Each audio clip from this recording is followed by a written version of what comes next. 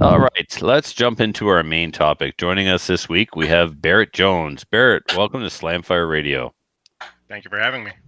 Well, thank you for reaching out to me. And what you've actually done is you've allowed me to multitask, you see. You asked me some questions through email, and rather than take the time and be professional and answer your questions through email, I thought, if this dude comes on the show, then I don't have to answer him in the email, and we'll have a main topic. Multitasking. And anyone who asks the same questions, just be like, go watch the show. Yeah. Yeah, it's all in the public record now. It's in the domain. So you're providing a public service, Barrett, sorry, whether you knew it or not. Could we talk a minute about how awesome your name is? Yes. Okay. So did you change your name legally to Barrett, or is it just a happy coincidence? It is a happy coincidence. I have a very boring last name, so my parents picked something a little exciting. It turns out that Barrett Firearms started in about the same year. No way. And my brother's name happens to be Coulter, so my dad likes to retroactively tease my mother that it's Colt 45 and Barrett at 82. Excellent. Is your dad a gunny? A little bit. Okay, cool. So how many Barretts do you own? 0. Oh, it'd be a lot cooler if you did own one. Be a lot cooler if you did. Thank you, Adriel. All right. Well, Barrett, why are we here? What do we want to talk about? So I'm in the midst of my first sort of co-match director experience coming up at the end of June. And I'm also sort of involved with a match that we're doing this weekend. And I sent you a whole list of questions asking you did about planning for a level 3 and the huge thing. Well, I sent you a short list, but okay. Well, we can go through those. Come on the show. Yeah, perfect. Because I don't think I looked at those questions. Judging by the 2-minute reply, probably not. No. Okay, good. All right. As long as we're on the same page. But I'll be happy to address them and answer them here. So I got them written down for you. Awesome. All right. Well, why don't we begin then? What would you like to know? So I would say it's probably safe to say that SummerSlam is probably the biggest match outside of Nationals as far as IPSC goes in this country. Popular, yes.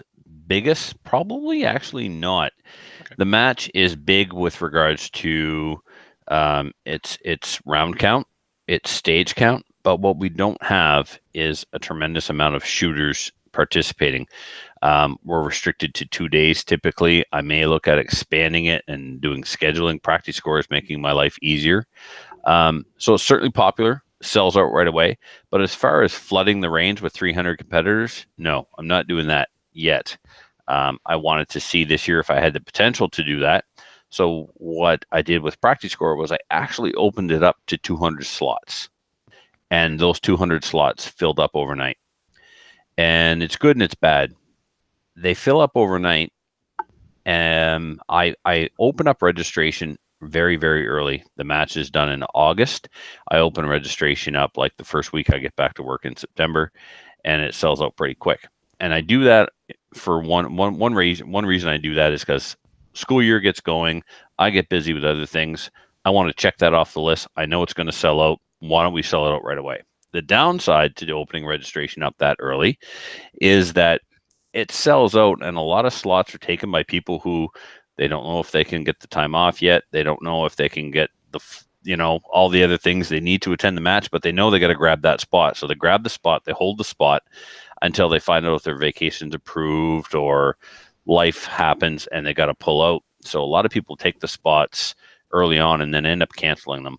So I may next one I do is going to be Nationals, and the registration process is going to be different. But when I get back to my regularly scheduled programming of SummerSlam, I think I'm going to start to open the registration up a little later in the year. And then those people that book in January for an August match probably know that they're in. The dates are pretty much always the same. We juggle around the Nationals, either before or after, depending on where the Nationals is located. So, yeah. So it's not the biggest with regards to attendance, let's say. Right.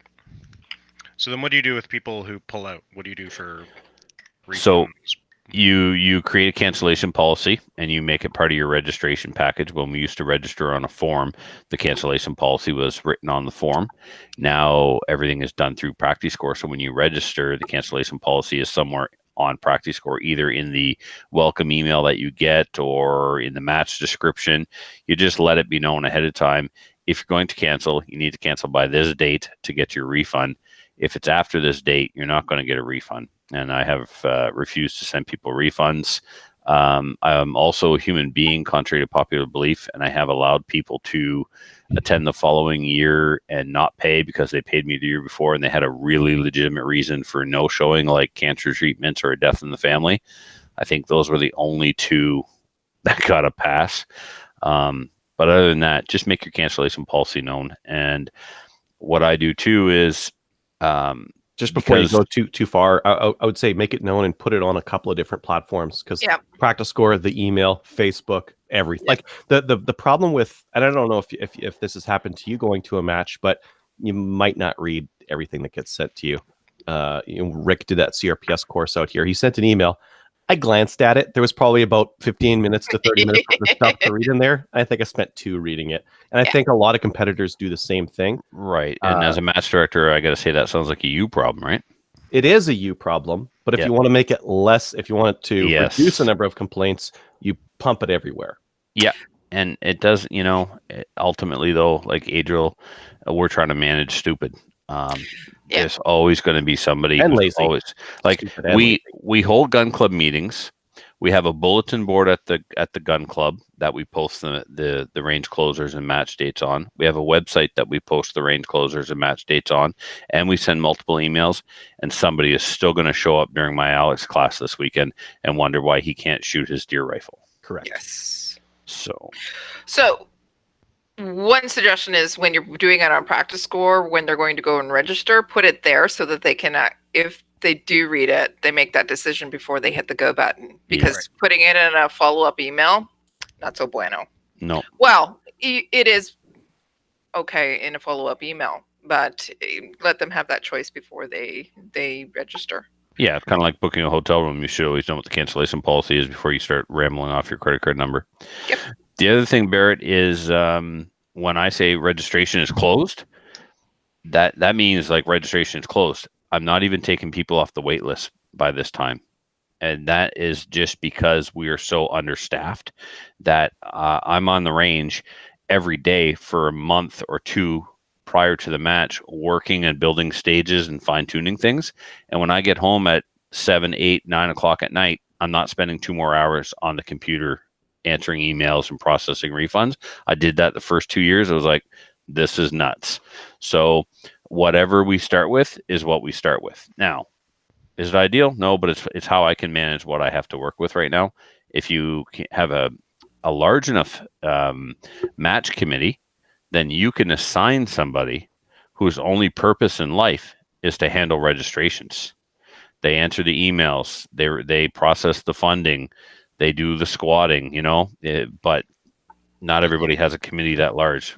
But that's what I've been doing. My partner's doing a lot of the heavy lifting, and I'm doing all the communication and nice. All the match admin. Yeah.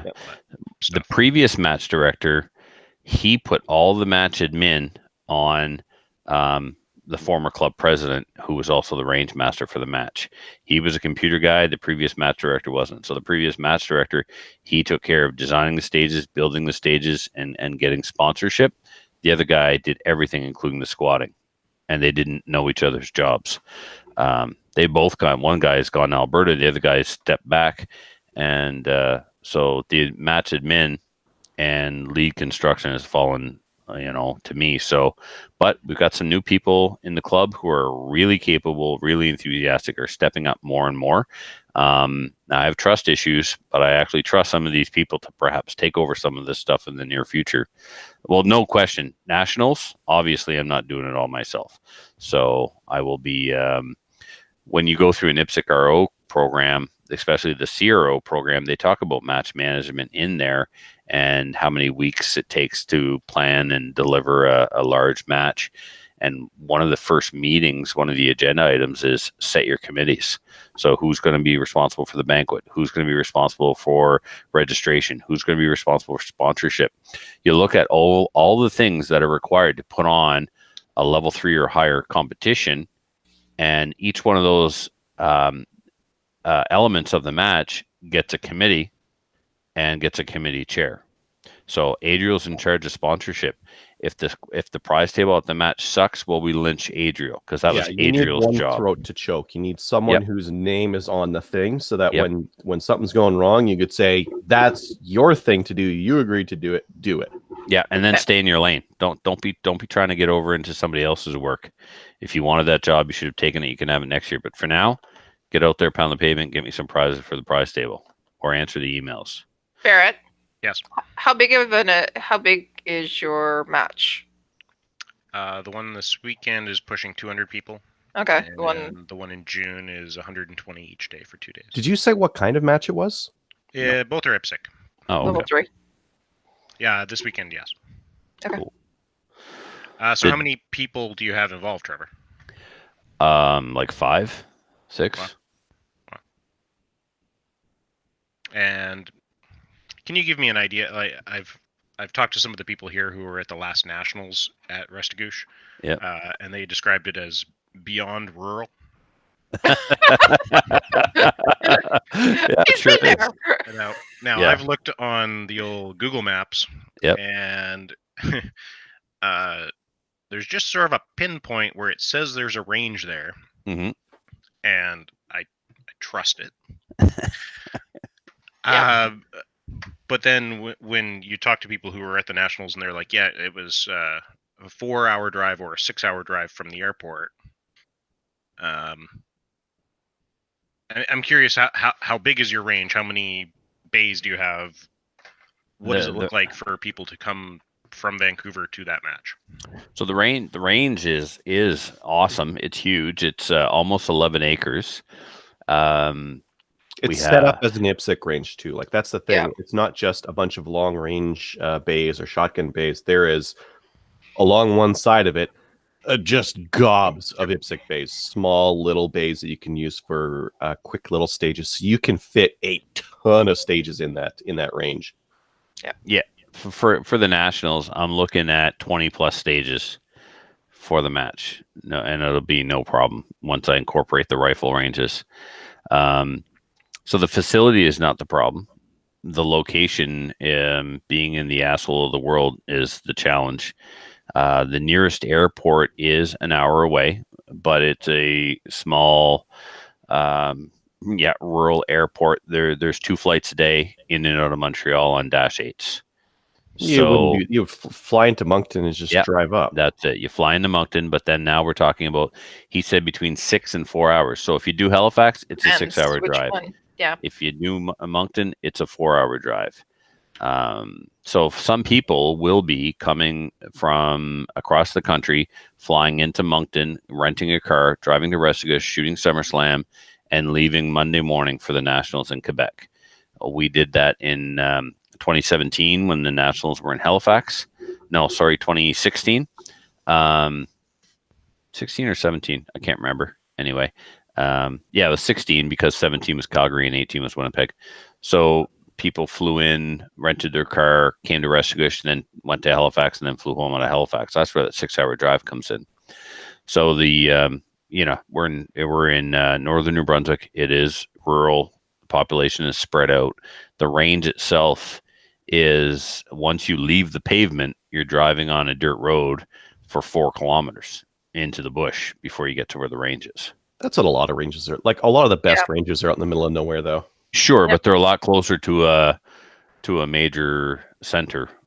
How many major centers are there in New Brunswick? And what do you consider a major center? Like Moncton? I mean, Calgary. I mean, Edmonton. Such a city does not exist in New Brunswick, so no, exactly. You're not going to get it. Yeah. No, when I said major center, I was not including the province of New Brunswick. The biggest major center is Halifax. That being said, Woodstock has just recently had their range renovated. If you renovate a range, I don't know. They, with very little work, could host the Nationals. They just don't know it yet, and they are handy to Fredericton. So you would be you would want to now. Woodstock is the closest community, and they'd be starving for hotels.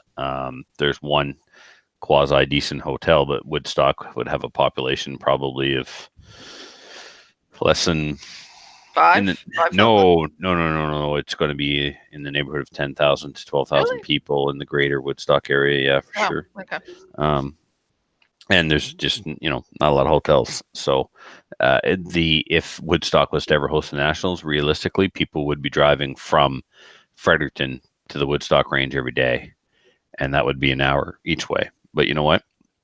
I did that when I went to the Calgary Nationals.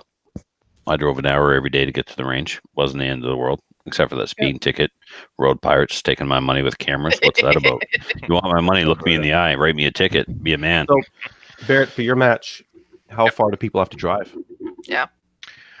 So we are in Pitt Meadows, which is a suburb of Vancouver. It's probably an hour given good traffic from YVR.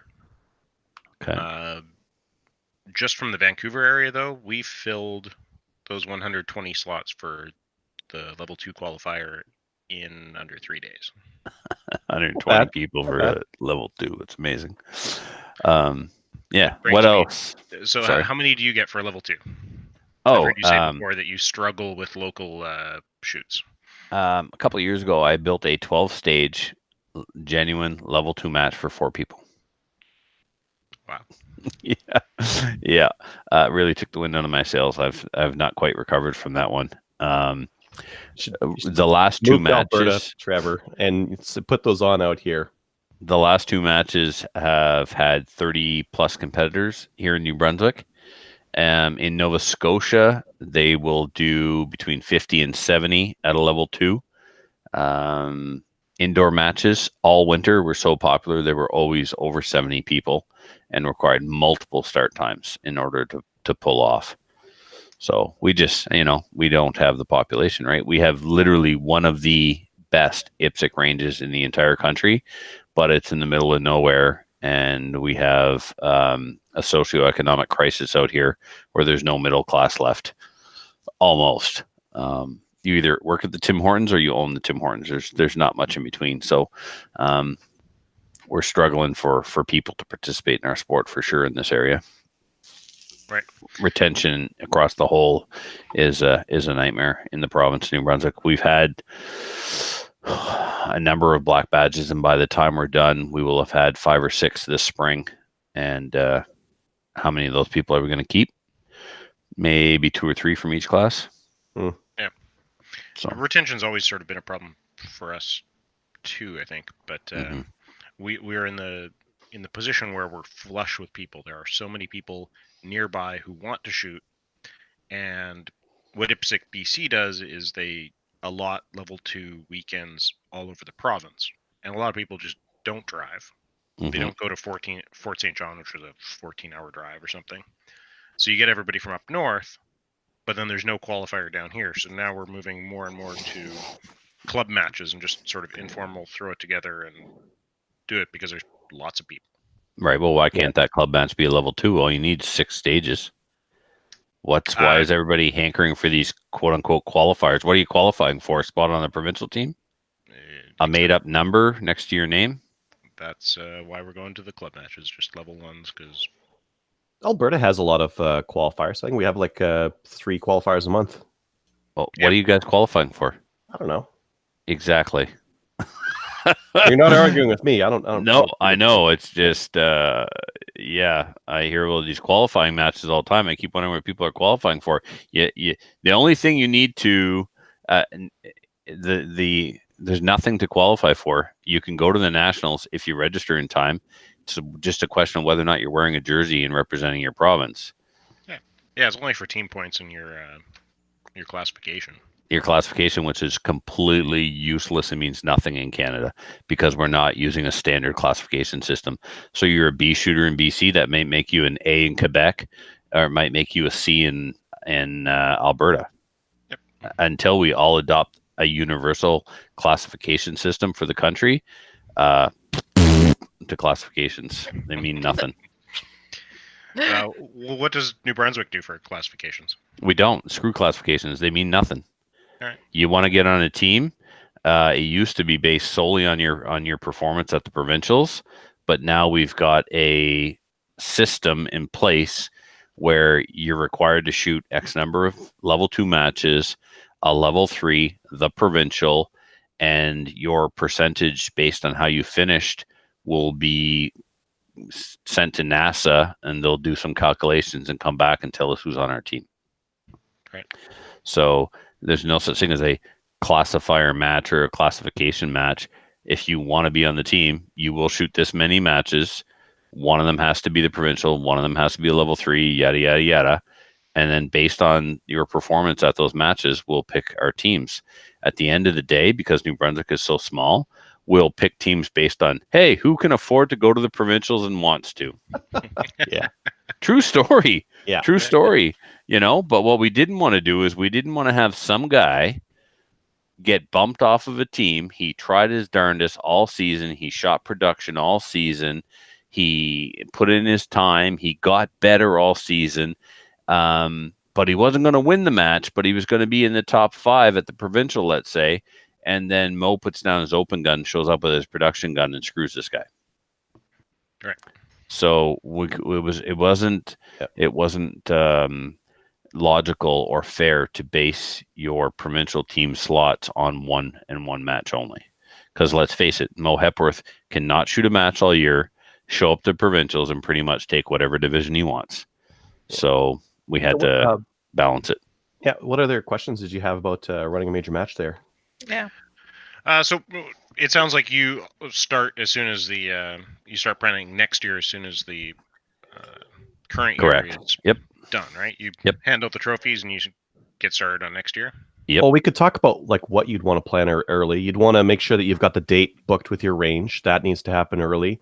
You'd want to make sure that you start getting sponsors, because sponsors generally like plan their year out pretty early on in the year. Yep. So you can't. January. Yeah, you can't be asking in May or June for a sponsorship when January is really the right time to ask for it. What else would you want to do ahead of time, guys? Start your committees. Make sure everybody, and then have backup to those committees. Like instead of just one person doing it, have 2 people working on it. Start working on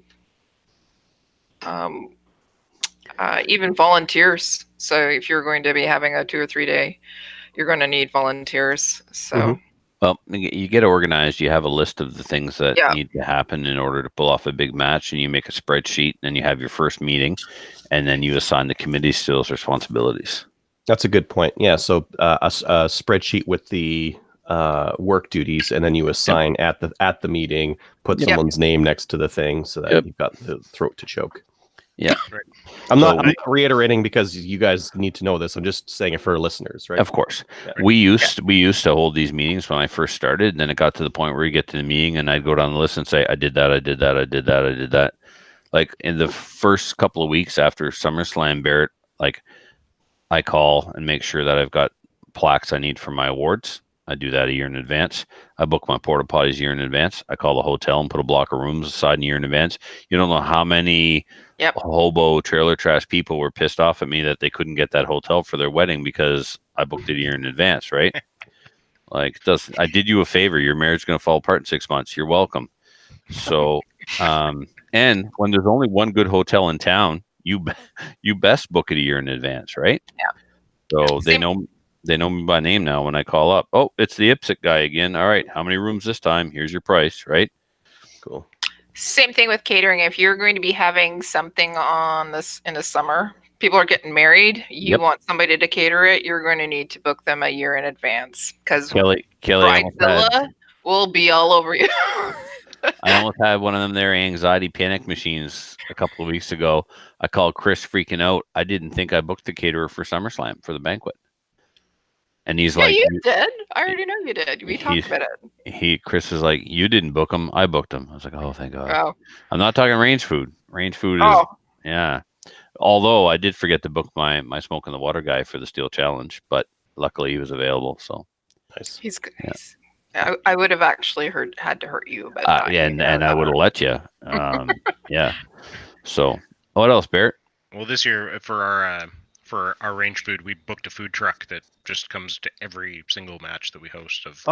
Beautiful! You're smart. Yeah, that's awesome. Well, they're awesome. They just camp up there overnight and cook, and some of the garbage food we used to have was just not edible.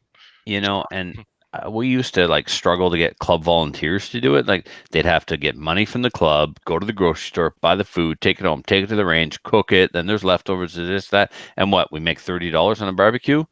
I ain't got time for that noise. I don't want your $30. I don't want to bother my volunteers cooking, and I don't want to bother trying to find volunteers. Call up a food truck, and if people get poisoning, that's their problem. It's not your problem. No, let a pro do it, and just exactly. How about PCC and stuff? I see you shooting indoors during the winter. Yep. Are you incorporating PCC into your matches? Absolutely. If so, PCC is a discipline, not a division, but in Canada, you were allowed to, maybe other regions as well, but in Canada, what you're allowed to do is you're allowed to run a PCC match simultaneously to your pistol match using the same stages. Okay. Yep. And then you score everybody the same in practice score, but it's actually a separate match on paper, technically behind the scenes where no one can see or care. It's a separate match. But for simplicity's sake, you score it on the same tablet in the same match, and you post it on the internet where the overall counts for everything. We all know that if you're not winning overall, then you might as well quit the sport, right? So overall is not actually a thing, and it doesn't count. And those of you that are looking at it need to give your head a shake. If a PCC guy doesn't start with his hands on the wall and you're shooting a revolver or a production gun and you're concerned, you need to get over yourself, because he's not even in the same match as you. So don't go to the match director and say, well, how come the PCC guys got to shoot it this way? Are there a lot of people shooting PCC? I tried opening a division in our 3-gun matches for PCC. I had no interest.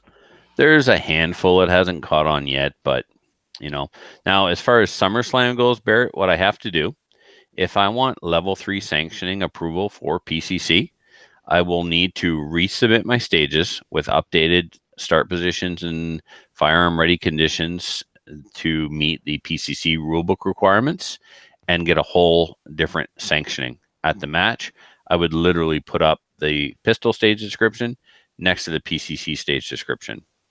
And if I wanted to get incredibly technical, I would actually run a separate tablet for the PCC shooters, because it's a level 3. I don't have enough guys registered. If I had 10 guys registered, I would be all over doing that, because there's a President's Medal on the line, and who wouldn't want to be the first PCC President's Medal winner in Canada? As far as I know, I won the first level 3 match with a PCC, but there wasn't 10 guys, so there's no medal, so whatever. It doesn't count. If I had 10 guys registered in PCC, I'd be all over doing everything by the book so that guy could get the first President's Medal. The Nationals say they're not offering PCC because the Quebec CFO won't allow it in IPSC. That's funny. Seems to me the reason why they're going to Valcartier is because the CFO doesn't have any jurisdiction there, because it's a military base. Yep. How does the CFO have an opinion about IPSC matches anyway? Because it's Quebecistan, and he tells them what they can and can't do. Yeah. So you can't move forward or backwards in Quebec, right? You knew that. If you're running PCC, you could run out in the bush. Yeah, well, assuming you have a non-restricted PCC.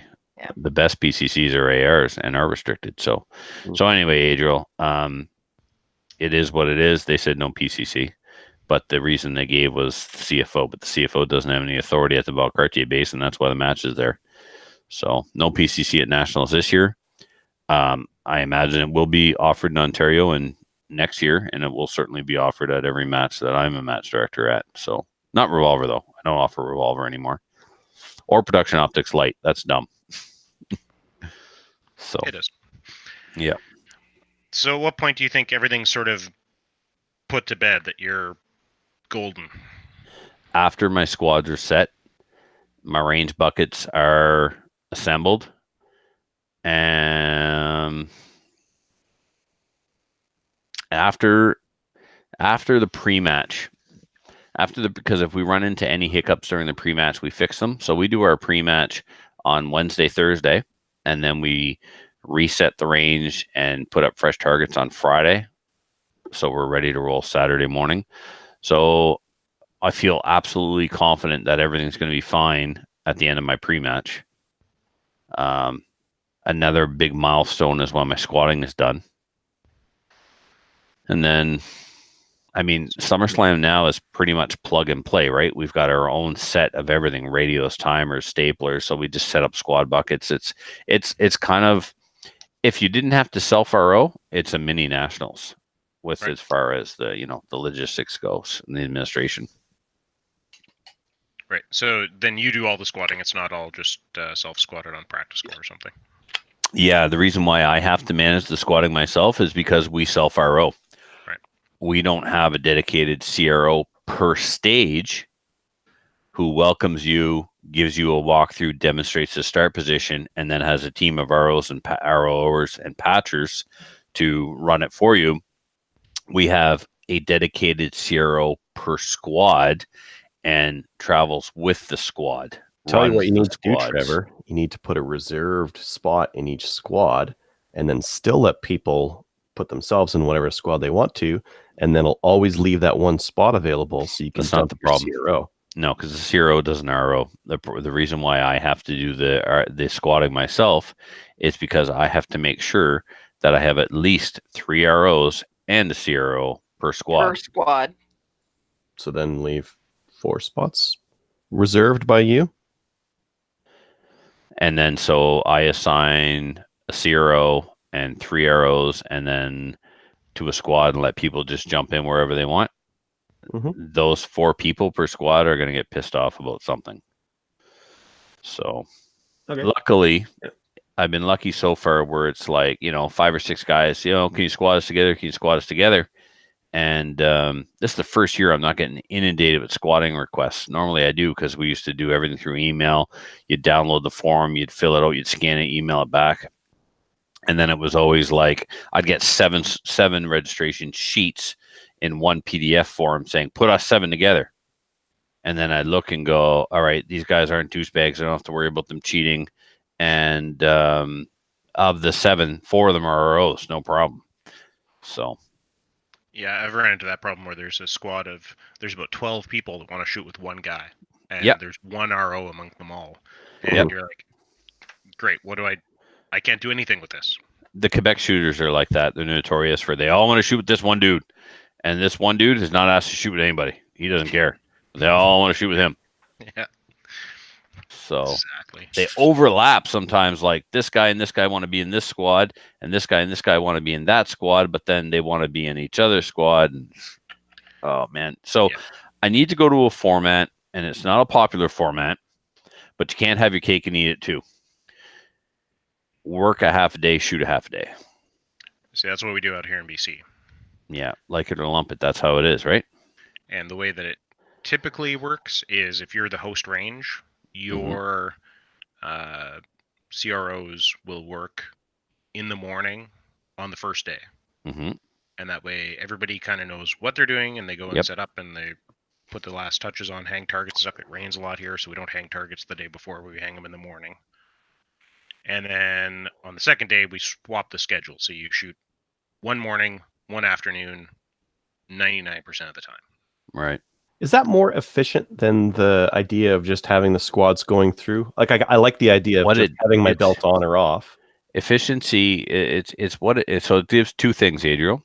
You get consistency in the application of the rules because you have dedicated staff. Mm-hmm. You also just shoot.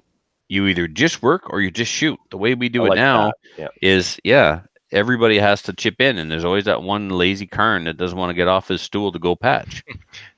There's a couple guys who always seem to end up patching those 2 closest targets and nothing else. Yep. Yeah. That's what we do, and it works well. I'm not sure if it's the best system, but it works pretty well. And then it works pretty well if you want to have dedicated staff. And when I'm shooting, I'm just shooting. When I'm working, I'm just working. Yeah. Some people hate the idea of working before they shoot. Whatever. Yeah. Well, then at our provincials, we have a little bit different format. Normally, it's usually a 3-day match, and you work 1 full day, and then you shoot 2 half days. So you're there. That's a miniature nationals. Yeah. That's exactly how the nationals goes, and so I would have to switch SummerSlam to that. That's the format for SummerSlam going forward. Work 1 full day, shoot 2 half days. That's the way to do it. I've never been taught how to schedule that way. I don't have any experience scheduling that way, and I'm having a hard time to connect with people who can teach me how to do it. But after nationals, I will have learned how to schedule, right? I will go through the process with those in the know. They will teach me this, and SummerSlam from now on will be like, that's how it'll be. Yeah. Well, what we did at this last year's one, because I was sort of peripherally involved, was after your workday, you got a bit of a sleep in. You shot in the afternoon, and then you had to come back and shoot in the morning. Yeah, you got to alternate. When I was in archery, you shot 1 morning, you shot 1 afternoon. You never shot 2 afternoons. You never shot 2 mornings. You always got a bit of a taste of each, right? So, right. Spring Bang is an indoor 2-day match in Halifax, and I think they went 3 days this year. They did a Friday night squad, then a Saturday and a Sunday, and we shot on Saturday. And I started off working first thing in the morning, so I had to work. And then when that group of squads were done, I think there was 3 squads we worked. The last squad that shot, that I worked, then became the work team, and we shot. And the first time I had done that, and he had no choice. It was the only way the match director could get through as many people as he needed to, and I thought it worked fine. So, what else, Barrett? Sorry. So do you have a template for a match for like when things are accomplished? Like these things I do a year out, these things 3 months, 6 months. Yep. Is that just experience, or is there something that you've based that off of? Yep. When I took over as match director, the person who was doing the administration before had that activity. What's the name of the document? He's got a special name for it here. Activity report. And basically, it was from all the planning meetings for the nationals. Right. And he gave that to me, and I just started using it. Now I don't even look at it. But in the beginning, I used to look at it. And like I said, we used to meet last year. I don't think we even met. We just, rather than get everybody in the same room at the same time where they can tell jokes and be distracting, I just call people individually and say, all right, this is what you're doing. This is what I need you to do, and stuff like that. If you're somewhat tech savvy, or your volunteers are somewhat tech savvy as well, something like a shared Google Sheet is really handy, because then multiple people can see the list, see what they're responsible for, check their name off, or update statuses. And you don't have to have those face-to-face meetings that are archaic and not super necessary. Yeah. Right. I would say that would be just me organizing that. A lot of people willing to help, but a lot of the computer stuff has fallen to me because everybody else is just like, no, I'm just going to call and get it done, versus updating a spreadsheet. Cool. Yep. Any last questions for us? No,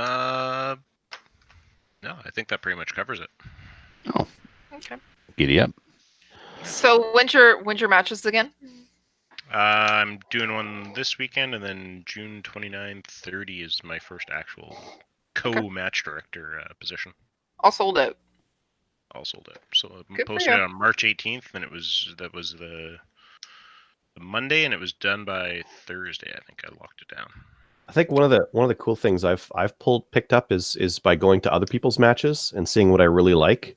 There's been a couple things where it's like, oh man, that was awesome. I need that. Like, that's such a nice little creature comfort, or a nice little touch that didn't take that much time, or something that I saw like lacking in our matches, where it was really useful seeing how other people do it. Yeah, that's how we ended up with the food truck. Because one guy booked it for like a little redneck club match thing, and the other sort of nearest ranges to us, book them. We booked them for every event that we host this year, and it was just like, they're happy to come, we're happy to have them, just pay them the money and have decent food. Yeah, exactly. Cool. All right, well, Barrett, thanks, man. It was a lot of fun. Thanks for having me. It was our pleasure. Talking about match administration reminds me of all the things I have yet to do. I ordered trophies this morning. Oh, nice. Yeah. Is everything spelled right? Just make sure. They're going off a template from a past one, and I sent them photos of the wall here. And yeah. Still check after you get them. Yeah. Yeah, it's a good idea. Ask us how we know. How do you know, Trevor? Well, when your trophy lady has her son do them, podcast turns into Podcart. Who was it? Oh, that's where Podcart came from. That's where Podcart came from. And we gave out about half the teacher. What's that? Who was this guy's teacher? Not me. He's in the French school. So what do you want, right? Yeah. Oh, it was a language issue. That's why. That's what it was. It was a language issue. Yeah. Goodness. But yeah, I do need to check and make sure I have enough of those New Brunswick plaques cut out. I better add that to my list. Very good. All right. Well, thanks, Barrett. We will catch you next time, and keep us posted and let us know how things go. Will do. Thank you. Right. Good stuff. I'm not even kidding. I really do need to update this activity report and look at awards. I'm going to put a thing in my phone, a reminder to count the awards. Would you be able to share that activity report? Could we share it? You could, but it's garbage. It's not really that good. Last time, does it come with enough stuff for someone who hasn't thrown a match to look at and be like, "Holy crap, there's a bunch of good stuff"? I don't think it's worth it, but I will share it if someone wants to see it. I'm just thinking of like, if we have a listener or listeners who are throwing their first match or trying to throw a match in an area that just hasn't had matches before, starting with something would be really cool. Like, for example, it says here, all right, so I got pre-match, match administration, booklet, squatting. So we got division, person responsible, description, and then timing. Sometimes it's ongoing, sometimes it's a deadline. Squatting, Trevor, description, squatting, F knows, ongoing. Detailed. Yeah, certainly detailed. Yeah, anyway. I guess, Adriel, it's a Word document, so I'll email it to the show, and then you do what you want with it. How's that? Oh, yeah. I'll put it up if anyone wants to. It can be updated. Oh, Barrett slipped out. Okay. Bye, Barrett. By the way. He slipped out. He's gone. Yeah, I know. I got that. Thanks, Trevor. So who are you saying goodbye to if you know he's gone? Trevor? Yeah. He's a Bradley Cooper lookalike. He's cute. Just saying. You couldn't have said that on the show, so you just make it a little bit more awkward. That's kind of the angle we go for here, is awkward. Yeah, that's true. It's our brand. Very on brand to be awkward. So, yeah, we are kind of awkward. Anywho, let's keep going here. Hold on, I'm answering a hilarious email. Just got someone from another club sent an invitation to our club to give to our members. For a match. It's called a EBR match. Everything but ARs.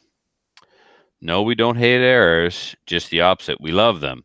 But we designed a two-gun match to inspire creativity and promote action challenge matches to people who may blah, blah, blah, who don't have an AR. Great. Shall I take my Stag 10? Or my SLR, or perhaps my WK? Which one of these non-ARs should I take? Your SLR, clearly. But yes. Oh, man. Your heart's in the right place, buddy. Okay, what are we doing? We're doing a thing? We're doing a show? Yeah. We're doing an actual show this time. Podcast. What do you mean this time? I've had a rough week, Trevor. We have Canada's number one podcast. Let me get my counter out. She's had a rough week. Oh my gosh, she's gonna repeat herself all night. Where's my counter? Trevor. Just look. The fact is, you had a rough week. Trevor, I'm about to hang up on you. Go ahead. All right. Ready? Yes. Hey everyone, welcome to Slamfire Radio, episode 304 for May 16th, 2019. I'm Winnie Kelly Lynn. Very, very slick. And I'm Adrian Show. I'm Trevor. Furlot. Purpose. I'm Trevor Furlot. Yes, the Furlot Day. And hi, everybody. Matthew's not here tonight. What are we saying he's doing? Who cares? It's spring, and it's warm, and he's flying a plane.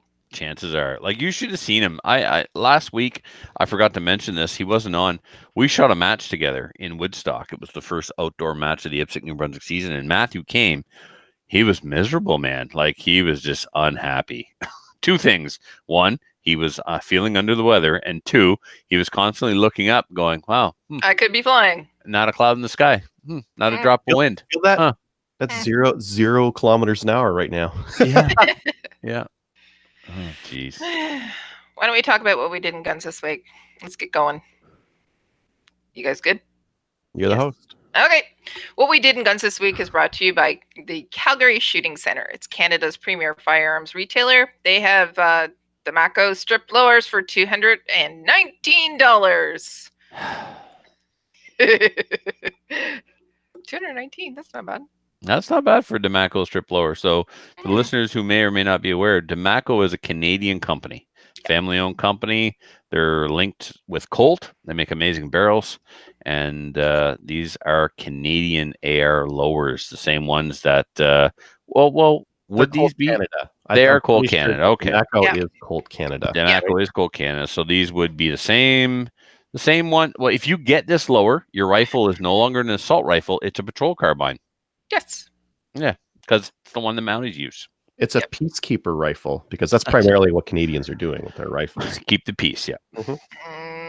Okay. They're also very good. They're awesome. Trevor, what did you do in guns this week? I went to the range twice with Snuffy. Once decided in my Savage A17, because gopher season or groundhog season is upon me. I haven't had a chance to get a shot on one yet, but I have seen one actually, believe it or not, on the way to the range. Typically they're in fields around here, but anyway, I zeroed that rifle in with the A17 ammo at 100 meters and shot some really nice groups. I don't know, maybe I was expecting a bit nicer with the the Boyd stock. Okay. So what do you mean by nice groups? What this is the semi-auto 17 HMR, right? That's correct. It's not going to be as good as your BVTS. No, I guess not. But I've seen videos on, one video in particular, a guy who had one, he put it in the plastic stock and it immediately got better. He took it out of the plastic stock, put it in the Boyds, immediately got better. And every once in a while, he'd get a flyer. So he bedded it and sucked those flyers in. I was also getting flyers, but I tell you, one of the issues with that rifle is the Accu trigger, that little Glock style safety thing. That needs to be addressed. Somebody told me you take a small nylon zip tie wrap, and you depress it, put the tie wrap through the back, and you get that out of the equation. It really messes with it with your trigger press. And I think every time I had a flyer, it had something to do with that messed up trigger. So I'm going to give that a go. So they were mostly MOA and sometimes a flyer. I don't know. I guess I was hoping for a bit better in MOA, but I was getting MOA just a little over MOA. There was a couple of, I'd have 3 touching, and then one would go like a half inch away. And then every once in a while, I'd really have one, I'd lose one like 2 inches away. But I'm pretty sure that was the trigger. So I'm looking forward to holding that trigger safety thing back and going out and trying again. The other time that Snuffy and I were at the range was to test fire my AR-10. I finally got my Stag 10 to the range and my M305. So my M305, when I first got it, I sent it to my gunsmith in Fredericton who built my Garand, and he did a whole pile of work to it. He did a trigger job. He did some accurizing stuff to like the national match spec. He cleaned up the op rod system, straightened everything. He also unitized the gas system, got rid of that Norinco front sight, put a Springfield front sight and muzzle brake on it. And it was awesome. And then I went to Filthy's one day, and Filthy had an actual Springfield M1 or M14 stock laying on my bed in the guest room when I arrived. And this is like the real deal. It's got the cutout for the selector and stuff. It's roached, it's beat up, it looks like it's been to war. You can see the cartouche on it. It's awesome. Put the rifle in it, and the accuracy dropped off. Then you can't remember last week, Mike from Bloke on the Range was talking about stocking up and how important it is to make sure that the firearm fits into the stock. I brought it to Chris, and Chris is like, well, here's your problem. You get some binding here and some contact here. So Chris relieved what needed to be relieved and built up what needed to be built up and stocked it up. So it's shooting between 3 and 4 inches iron sights at 100 with Norinco steel case ammo. And I really don't think I can expect much better unless I start hand loading for it, which it's not really worth doing. It will feed steel case ammo reliably. It'll shoot 3 to 4 inches with iron sights. Was it shooting better before? No. No. Before in the plastic stock? Yes. Well, I don't know, Adriel. To be perfectly fair, I never really printed any groups with it of note. So, and I say 3 to 4 inches. I should have taken some pictures. Closer to 3 than 4. How's that? But I'm trying to not, blow sunshine up your butts here and tell you I've got the most accurate M14 or M305 on the planet. I'm sure the standard of accuracy for those things wasn't, much more than that. It's still a Chinese milsurp with iron sights. So, also the target I used was not really conducive. It's definitely a target made for a scope. I didn't have one of those square targets with the 1-inch MOA cubes, I didn't, it was like hold under at 6 o'clock. I didn't do that. Basically the circles, it's a sheet of paper, a rectangular sheet of paper with 6 scoring faces on it. And basically I'm shooting at the center of that piece of paper and trying to hold in the same spot every time, see what kind of group I print. So, and then the AR-10. So I didn't have any good quality ammo available. John did have some X-Metal 308, which was fantastic in it. But all I brought with me was the steel case stuff. And I was kind of, I know I've got a match grade barrel on the rifle, right? So what am I doing feeding steel case ammo into it? Well, it's what I had. And I just wanted to sight it in roughly with that. Scope was way off. I got it on paper, and I tried some of my bolt action ammo through it, and 45.5 grains of Varget was way too hot for a gas gun without an adjustable gas block. It did not like that, did not shoot very well with it. It shot fairly good. Accuracy poor, or did you? Oh yeah, mess up the brass? It was all kinds of. It messed up the brass. The accuracy was ridiculous, like 6 inches. The steel case stuff, it probably shot about 2 inches, and the X-Metal stuff probably 1.5 inches. So that was 150 grain. When I start rolling up some 168 grain ammo for it, I'm sure it'll be fine. Yep. I also, this story is sad, man. I picked up my 308 Garand. Okay. So for those who remember, the 308 Garand started off when Denis and I went to visit Ginger Snaps and his buddy Don, and it was late at night. We were drinking, and I said, Don, you know what we should do? We should build me a Garand. And Don's like, okay, let's build you a Garand, because Don doesn't drink, so that's how he speaks. And so we built a Garand in 308 because I didn't have one in 308. So when you build a Garand in 308, some of the parts are specific. Springfield 308 barrels are shorter than 30-06 Garand barrels. So the stock is shorter. The upper handguard, so the listeners who aren't watching right now cannot tell that I am pointing at a gap between the receiver and the upper handguard. The reason there's a gap there and a gap here, this is quite big. No. You guys figure out what's going on yet? So let's backtrack a little bit. When Don and I built this rifle, we put on a Springfield 308 barrel. It failed the no-go gauge test. Yeah. So we took it to Denise, and we were going to try and get it straightened out and stuff, and it didn't work. So we kind of gave up on that. And the guy who built my 30-06 Garand tipped me off. He said, I don't remember the retailer, some Canadian retailer, Aztec Armory, Tradex. maybe? No, Tradex had Criterion 308 barrels, It might have been Aztec then. Aztec had the Citadel 308 barrel. So I ordered one up. I didn't read the fine print. You know how we talked about managing stupid and people not reading? The fine print said made to the USGI spec. So it was a 308 barrel in 30-06 length. So I got a 308 barrel on my, I got a 308 barrel on my 308 Garand. All the other parts are 308 except for the barrel. Well, the barrel is a 308 barrel, but they built it to 30-06 length. And the reason why they did that is because a 308 Garand has a, I don't know if you can see this, but on the side of the operating rod right there, it says 7.62 by 51 millimeter. So by making your 308 barrel 30-06 length, you can just use all 30-06 parts and shoot 308. Yeah, there's millions of 30-06 op rods. There's millions of 30-06 stocks out there, right? So I've got a M1 Garand in 308 with a 308 stock with a huge gap between the forend and the stock, and then the handguard between the handguard and the receiver is another huge gap. So anyway, Don being Don, it's like, don't worry about it. I'll take the 308 stock back, and I'll take the 308 op rod back, and I'll give you a 308 or a 30-06 stock and a 30-06 op rod. Good, right? Problem solved. Yeah. Well, I brought the other barrel to Chris, and Chris thinks that he can make it work. So he's trying to get that barrel on another Italian receiver like a Beretta or a Beretta. And if he gets that Springfield barrel to work on an Italian receiver, well, then this handguard will fit, this stock will fit, this op rod will fit. So will Trevor end up with 3 Garands, 2 and 308? Yes. Tune in next week to find out.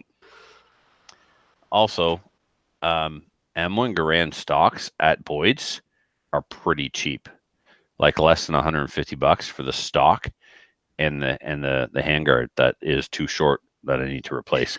And it's 150 US, but still, right? Especially considering, look at this. I had all this Parkerized at Denise. Look how amazing, it looks brand new, man. Look how amazing that turned out. Yeah. Now, yeah, I forgot to put the bolt in the Parkerizing tank, but so what? I also forgot to put the ears for the rear sight, or the adjustment knobs for the rear sight in the Parkerizing tank. So, yeah, Denise, if you're listening, heat up the Parkerizing. I'm coming back over. We got some more parts to do. You know what didn't Parkerize? It's important to do your research, kids. Turns out long branches were blued. What did I do? Parkerize my long branch. Yeah, because I'm a moron. So I'll re-blue that next winter so it looks better, because this is the same Parkerizing solution, literally the same. Like they went in the same tank, same solution within a couple of days of each other. Look how dark that came out. That's amazing, right? But my long branch Enfield looked gray. Yeah, like cancer gray. That's not good. And so I'd like to. So what I was saying was, do your research, read a little bit, or have someone read to you. Don't skim. In other words, no, don't skim. Read the whole thing. The gas cylinder, this part right here, the cylinder, and the gas plug, and the bolt that holds the gas cylinder to the barrel. Guess what? Notice how they're not Parkerized? That's because they're made out of stainless steel, and you can't Parkerize stainless steel. A little bit of reading, I would have known that. But I guess there's a lot of Garands out there that look like that, because that part wasn't finished the same as the other parts, and the finish came off and whatever, so it's fine. All right. Next, you can leave it on me. After the match, so we got the Garand. Yeah. And then we went to a match. We shot a match at the Thomaston Corner Range. That's the Ipswich, New Brunswick Treasurers Range, Larry Shriver. So it was a black badge match. Awesome match. 6 stages. The match in Woodstock was amazing too. It was 13 stages. That was a lot of stages for the first match of the year. And a lot of people think it's a lot of stages for black badgers. Their first match, 13 stages, but whatever. They pulled it off. So the match was great. I finished second again overall, and we know overall is the only thing that matters, right? So I finished first. At the Woodstock, or at the one that Larry? Both, Kelly. Second in Woodstock behind Jeremy Kane. Okay. And second to Larry. Oh, really? Larry lent me his Shadow last year, and I beat him with his own gun by 20%. I take out my gun, the Superior 1911, way better gun than the Shadow 2. Convince me I'm wrong. And yeah, man, he got me. He got you. Yeah. So I won Classic, he won Production, but he took first overall with like 97%. So I'm having it investigated. I've contested it all the way to our IPSC He's probably just a better shooter. It's possible. It's possible. or he took enough ibuprofen that day that his hip wasn't sore. That would help too, yeah. God, I hope he listens. Anyway, so after the match, we were really handy to the gun dealer. The gun dealer is one of the largest firearms retailers outside of Ontario. It's big. They've got a lot of guns in stock, a lot of everything. And the owner there, Ross, he's a longtime supporter of Rescue Gun Club. Him and his son, when I go in, they're like, "Hey, Trevor, what's going on?" And I hardly ever go in there, but they know me by name and stuff, and they treat me really well. That's where I got the Long Branch, right? I traded my AR, my NEA AR, for that Long Branch. He wanted $650 for the Long Branch, right? I'm like, "Hey, Ross, look what I did with this Long Branch." And I show him all the refinishing work and how we plug the holes and stuff. And I'm like, "You see these two letters here, this M and P? Do you know what that is?" He goes, "No, what's that?" I said, "This was a military or a mounted police issued rifle." He's color in his face to start to. So after I told him how I, basically screwed him. It's his gun. He owns the store. Let him price it accordingly. I didn't screw him. I paid him what he wanted. That's actually true. I gave him an AR that was worth more than $650, but I knew that Long Branch was worth more than $650. Anyway, this isn't about either of those things. This is about this new optic. So Filthy and the Stable Boy. Oh, the Stable Boy put a thumping on Filthy. I heard he beat every stage. Wasn't even a contest. So Filthy's excuse is going to be, it was my first match in Production Optics. Trevor sighted in my gun for me before the match and probably didn't do a very good job. And let's not forget the part where the optic came off and hit me in the face. Yeah, that happened. And it was probably shooting low and left the whole time. Low and right. Oh, sorry, he's a lefty. He is a lefty. Yeah. So, yeah, the optic came right off and smoked him in the mouth. It was hilarious. We have it on video, but we have it from the wrong. Well, we have it from the correct side, the right side. But no one expects someone to use a gun with their left hand. So the cameraman is on the wrong side. So anyway, so we all need to feel better about ourselves, right? Except for Mark, because Mark won. But he came along anyway. So we were off to the gun dealer to purchase these. This is a Vortex Crossfire red dot, and he gave us a smoking deal, and it's thanks to Stable Boy, because he was kind of on the fence about buying one. So I said to Ross, I said, if we buy 3, what kind of deal are you going to cut us? So he gave us, if we bought 3, he gave us 10% off. So if Mark had not stepped up and purchased the third one, Filthy and I would have had to pay full retail.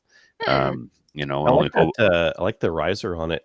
It's skeletonized. It's light. Yep. And I had, I didn't have a riser on my Typhoon when I had this on the Typhoon. This is the Spark 2. Yeah. But I put the riser on for the PCC, and I left it on when I put it back on the Typhoon, because it's a little high if I'm not wearing ears, but if I'm wearing ears, they gotta get pushed up and stuff a little bit. So whatever. Yeah. I left it on, and they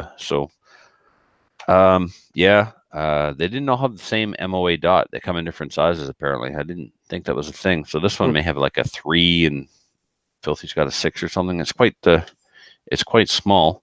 So while I was at the range with Snuffy, first thing I did was sight this in at 25 meters. That's where I run my PCC 0.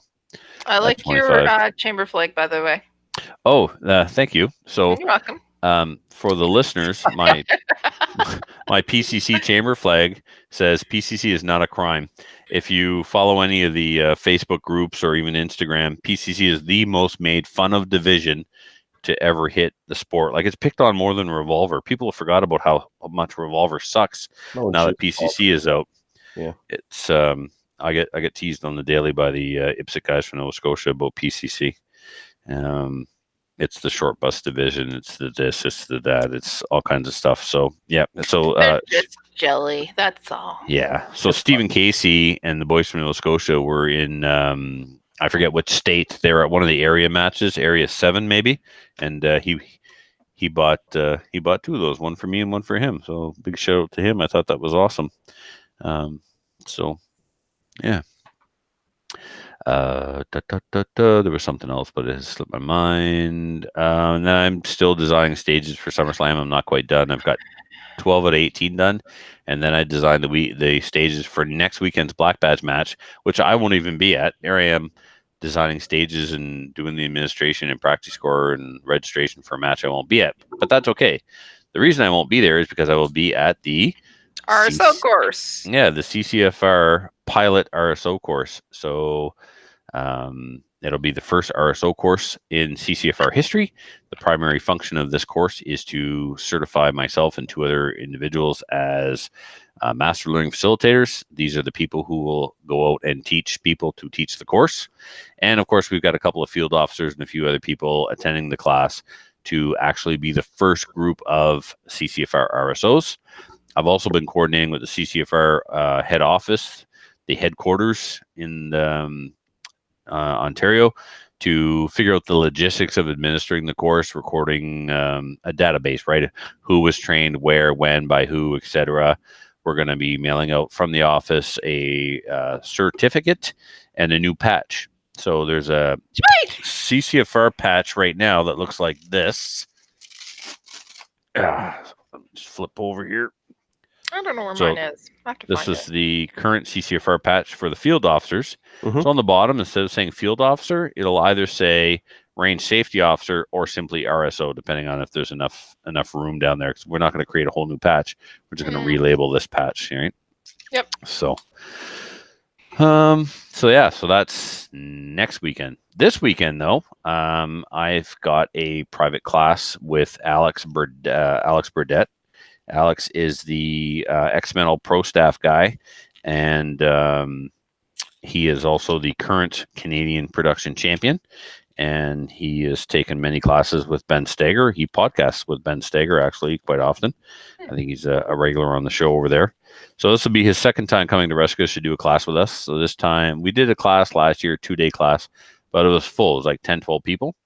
So it was still awesome, but you don't get quite as much one-on-one time as you would like. So this time there's only 6 of us taking the class. So the class is the same price. How much do you want to pay for a private class, right? So our tuition is like doubled from last year, but whatever, totally worth it. So to get ready for that, I was loading up. We need like 800 rounds of ammo. So I finally got to break into my Black Sheep Brass 9mm. I tried a couple just to see, right? But I also have 500 223 to load as soon as my powder arrives. The Black Sheep Brass is awesome because it's super clean and it's already been resized. You buy brass from people, it's not resized. It has got a primer in it and stuff. This has got the primer knocked out. It's already resized, so it goes through the press like butter, and the quality control is great. I've not come across one that has any kind of issue whatsoever. I'm so confident in this brass that I'm just loading it and putting it right in the bullet trays, making sure that the primers are good. If they're not, that's on me. It's got nothing to do with the brass. Either I didn't see it correctly or whatnot. I actually found one didn't have a primer tonight, and taking that to the match with me on the weekend. And brass prep sucks, and having someone else do the tumbling and the resizing and the dealing with the primers and stuff. And just like if all you had to do is take prepped brass and make ammo, it's super fast, super clean. The contamination that you get during the reloading process most of the time has to do with cleaning the brass, because that's where all the contaminants are. They're in the brass. Yeah, you got the bullet, the projectile is lead, but if you're wearing rubber gloves and you wash up when you're done, that's super easy to manage. It's if your projectile is polymer coated or TMJ or FMJ, then that's pretty. It can get dirty if you're using like a pure lead bullet with that Lee Alox or something like that. That's liquid Alox is garbage. Oh, it's terrible. Yeah, smoky. Jeez, but still, regardless, that's still a lead product. You should always wear gloves, whether it's a Full Metal Jacket bullet, polymer, whatever. You should still wear gloves. The real dirty stuff is the brass. The brass from Black Sheep is affordable. It's good quality, and it's going to save you time and your health. It's just healthier to use brass that somebody else can. I like the guy, but let's let him deal with the contaminants, shall we? We'll just reload with the clean stuff.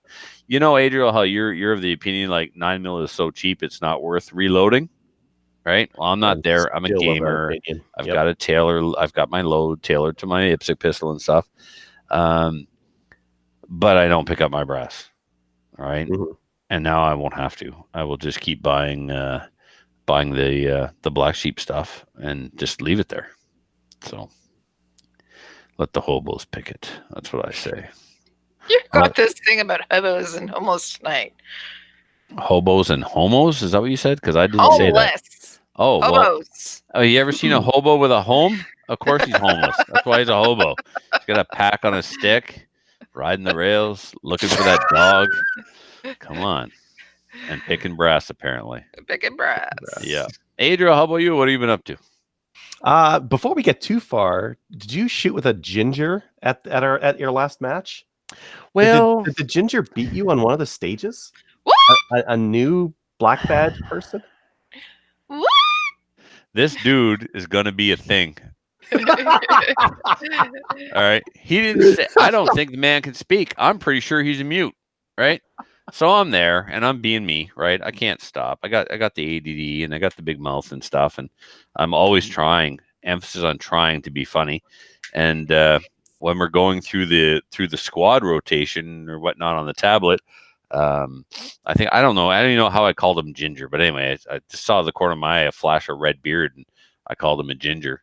And I don't know if I pissed him off or what, because he didn't say nothing to me for the rest of the day, like not a word. Like, oh, so he doesn't know me, and he doesn't know I think I'm funny, and maybe I insulted him by calling him a Ginger because he ain't said nothing, right?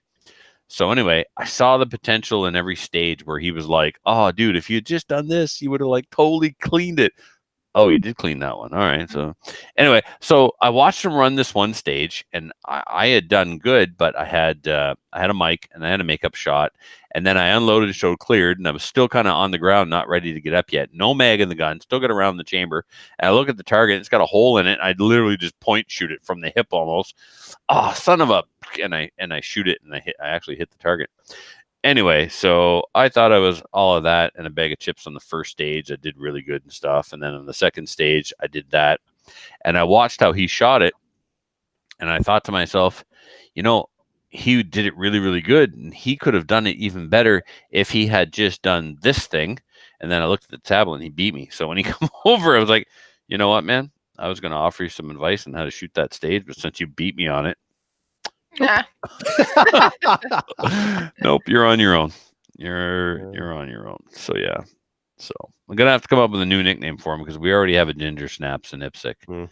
So, but yeah, dude. I don't know if that was his first match. We're all effed because he come on pretty strong. It was awesome. Cool. Let's see. I shot a 3-gun match. We had our 3-gun match on Saturday. Yep. You're ready. You're ready for this, Trevor. I can tell. That's ready. No, I got it. I got it on my system already. I got a few likes. It'd make for an interesting conversation. Did you guys listen to the 3-gun podcast? Kind of didn't have the conversation about consistency as much, but they had like a USPSA versus 3-gun conversation here just recently, and it was super interesting. Super interesting hearing the different viewpoints of what it was. But if you let me get through my 3-gun match first, and then we can argue about it afterwards, that'd be fun. Perfect. Give her. I'll let you know. I will. I'm standing by to tell you you're wrong. You just let me know when. Hold your finger over top the go button. Get ready. Get ready. I'll know when your face gets red on the camera that it's time. If I just fall over, call 911. I've had a stroke. So I shot the 3-gun match. I did pretty good. I got second overall. That's a thing, right? Overall. Yeah. Division, who cares? Your sport's made up. Overall. You can count overall if you want.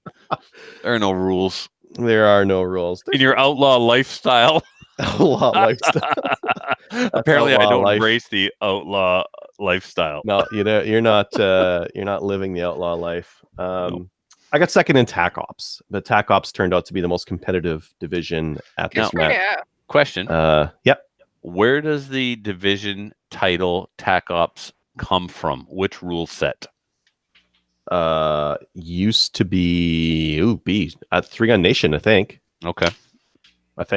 I know Three Gun Nation changed their divisions recently here, so now they have Unlimited, Practical, Factory. I think is one of the ones. I don't know. I didn't follow it. Like a teenager trying to find its way in the world. That's what your game is. I haven't even finished. Are you gonna let him? TAC Ops, anyways, which is a scope on the rifle, and I was in that division because ATRS had loaned me one of their modern sporters, and they're like, "Hey, can you shoot a 3-gun match with this?" I was like, "Can I ever?"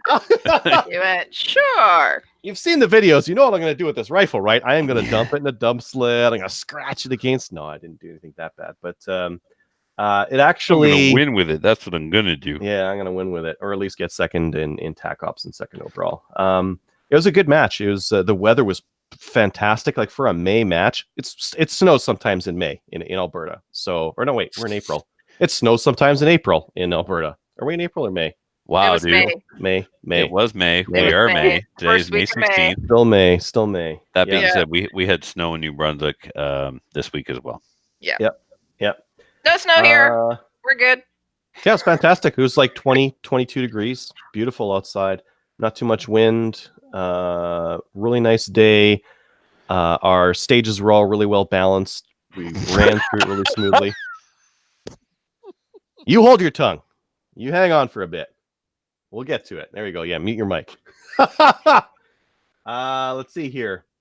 Things that I need to do, but things I did well at long range shooting. I shot from 150 to 350, and I hit every single target with one shot each. Nice. So out to 350. It was all good. How was the wind? Windy. Not a factor. Not a factor at 350. Where were you shooting at? 223. What's that? Where were you shooting it at? Out at Chas? Yeah. Was it? Okay. Yeah, you guys. Well, with a 223. So who cares? Yeah. Yeah. But you don't have a lot of wind out there, anyways. Not really, and it would have to get pretty windy to throw a 223 off at 350. Yeah. You need a lot of wind before that becomes a factor. But yeah, that was all good. I would say that my pistol shooting was good enough. Good enough on a lot of stuff. I recorded the whole video, voiced it over, dumped it up on YouTube with like my critiques of myself. And actually, I saw someone else had some additional stuff that I hadn't seen that I just saw a little bit earlier today. Then I'm going to go through some helpful pointers for myself. Like personally, I'm always looking to improve my game. So when I put my video up, it isn't like, look, check out how awesome I am. It's this is how I did, and everything can be improved. So I'm always game for seeing better ways to shoot better. Some of the things I noticed about my run. One of them is I'm shooting too straight up, right? Straight up, legs locked. It's like, and when I'm shooting, I don't see it, I don't feel it, but when I look at the video later, I can see, I'm shooting standing straight up, and that's why I'm losing like fractions of a second moving between positions because you have to drop down to move anyways. So that has to get better. Shooting my rifle could be a lot faster. Trevor, your video that you uploaded with the commentary over top. Yeah. Excellent idea. And I'm not the best person for analyzing my shooting, but I can analyze my shooting at least. At least I can record where my thoughts were day of, right? After I look at the video, I can do my own analysis. Someone else posted some of their thoughts on top, and it's like, oh, cool. Someone else's opinion on it, right? And I'm not going to take offense at any kind of critique of that, right? No, and that's what I thought this would spur. Okay, this is what you think about it. Well, from my perspective, Adriel, this is actually what I think. Your comments, I hope, are getting littered with some feedback and stuff. Oh, maybe we can do more of that, because I think that's more interesting to me. I'm not interested in just looking at it and being like, you know what, I just have to shoot faster. I'm interested in, I think I need to do this with my position. Someone else can say like, no, actually that's all right, or that I think this is a bigger issue. So I need to shoot from a lower stance. I need to bend my knees a little bit more, and that will help with recoil mitigation a little bit. Like I'm a big guy, the pistol's not pushing me around, but moving faster is something that I can definitely improve on. Moving from position to position, shooting faster when I get into the positions. Shooting my rifle and controlling my recoil better is something that I really need to focus on. I'm using a U-shaped cup on the bottom of the rifle, and I really should C-clamp that thing to drive the rifle a little bit faster. Yeah. One of the things that we worked on last time with Alex, and that we will work on again this time, is arriving ready to shoot. So how you enter the position with your footwork, not just charging in and stopping like a hippo, like I do. That's literally like I arrive like a hippo, and you know, yeah, everyone can benefit from improving that. Like if you take a second and a half to get that first shot off when you get into position, right. Yeah, for me, I think I could probably shave like a half second off of each transition. Every time I move to a new position, there's a half second sitting on the table for me to grab, and it's easy time to pick off. And then the last one is a little bit more mental game. Visualizing my stage runs better. I did a really good job of it on the first stage of the day. We actually had a couple of new shooters come out. One of them was a Slamfire listener, Alex. And they're coming out for their first match, and we're like, some of the guys were like doing their walkthroughs, and they were just standing back. I'm like, guys, you gotta visualize the stage like this. And then I went and I showed like I'm air gunning the stage kind of thing, and then I shot it and I did pretty good. But then I didn't do it on the other stages, and I didn't put it together in match day. Only afterwards, it was like, you know what? I'm hunting at this time. I'm hunting for a target. I shouldn't be doing that. I should know where the targets are. Why am I even thinking about this, right? So it was visualization on my other stage runs that I could have made up some time, and not. You can see it on the video, right? When you're shooting and then you pick your head up and you're like, oh yeah, there's that other target right there. There goes a quarter or a half second that you didn't need to do had you have air gunned it a little bit more thoroughly, right? So a couple of things I need to improve on my stage runs. And then the last one is my shotgun reloading was just trash. Usually my shotgun reloading is a lot smoother, but I ended up yard sailing shot shells on the ground on on practically every time I use my shotgun. I was air missing some shells, or throwing them on the ground, or just not. They weren't collecting out of the shell caddy very well. Now I've broke my one main shell caddy. I actually broke at last month's match, so I've cracked the lips off of it, and I'm grabbing from a little bit further back, and I'm not grabbing them very well, and so there's some issue there. So I bought some new Takom. They're magnetic shell carriers. They've got magnets on the top and clips on the bottom, and they come out a little bit easier. So I'm hoping that that's going to sort out in my hand a little bit better. So, Trevor, if you got some time, do you want to talk about running in a shooting sport? Sure. What do you want to talk about? The thing that was so you didn't like that there was a rundown. And this, I posted a bit on Instagram, and I'll describe it for the listeners who maybe aren't on Instagram or whatever. But if you are on Instagram, just go check it out. There was a spot in a stage where after shooting your rifle, you had to run about 70 or 80 meters to a rooftop and then engage 5 targets from 150 to 350. So that turns the match into that stage. We're all supposed to shoot fairly equally, right? But that turns that stage into a running contest. If the goal is to elevate one's heart rate so that you can control your breathing, control your heart rate before shooting, or practice getting your heart rate, your breathing under control before shooting, that's important. I get that. I agree. Knowing how to shoot with an elevated heart rate and an elevated rate of respiration is a skill. That's important. You do not need to run 80 meters to achieve an elevated heart rate. And when you extend it out to that distance, it's ridiculous, and it becomes about running, not about shooting. A little bit about running. A little bit. 80 meters. Not enough to make a real difference on the stage, I believe. Because I'm not the fastest runner. I'm not the fastest by a long shot. I actually jogged that section because the ground is uneven. When time is such an important part of the score in practical shooting sports, regardless of what discipline it is or what sport it is, when time is so important and you make a component of the stage that weighted on time, it is not balanced and it negatively affects the stage. It would be like if I had a stage in IPSC. Balance is balance. You can't have too much of any one thing. Not balance, because in some disciplines, the running. Let me give you an analogy. Let me give you an analogy. If I had an IPSC stage that had targets out at 40 meters, okay, I could destroy the stage by putting too many targets at that distance, because someone could zero the entire stage on that array.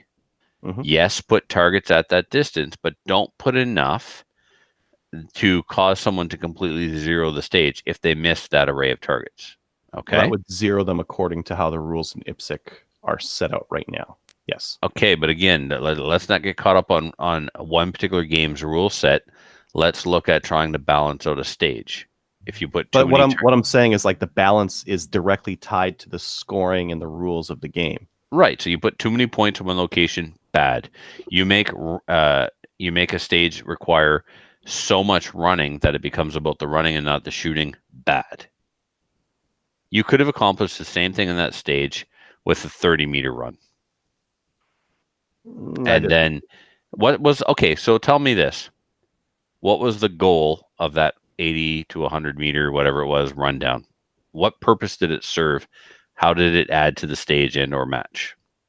Well, elevated your heart rate for an extended period of time. While you were shooting those 5 targets, there was no way after running 80 meters that you'd be able to slow things down to make like a nice, slow, calm shot. You were under duress the entire 5 shots. If you ran 30 meters, it's action shooting. You're never going to have a slow, calm, relaxed shot, right? You should, unless you are walking the entire match.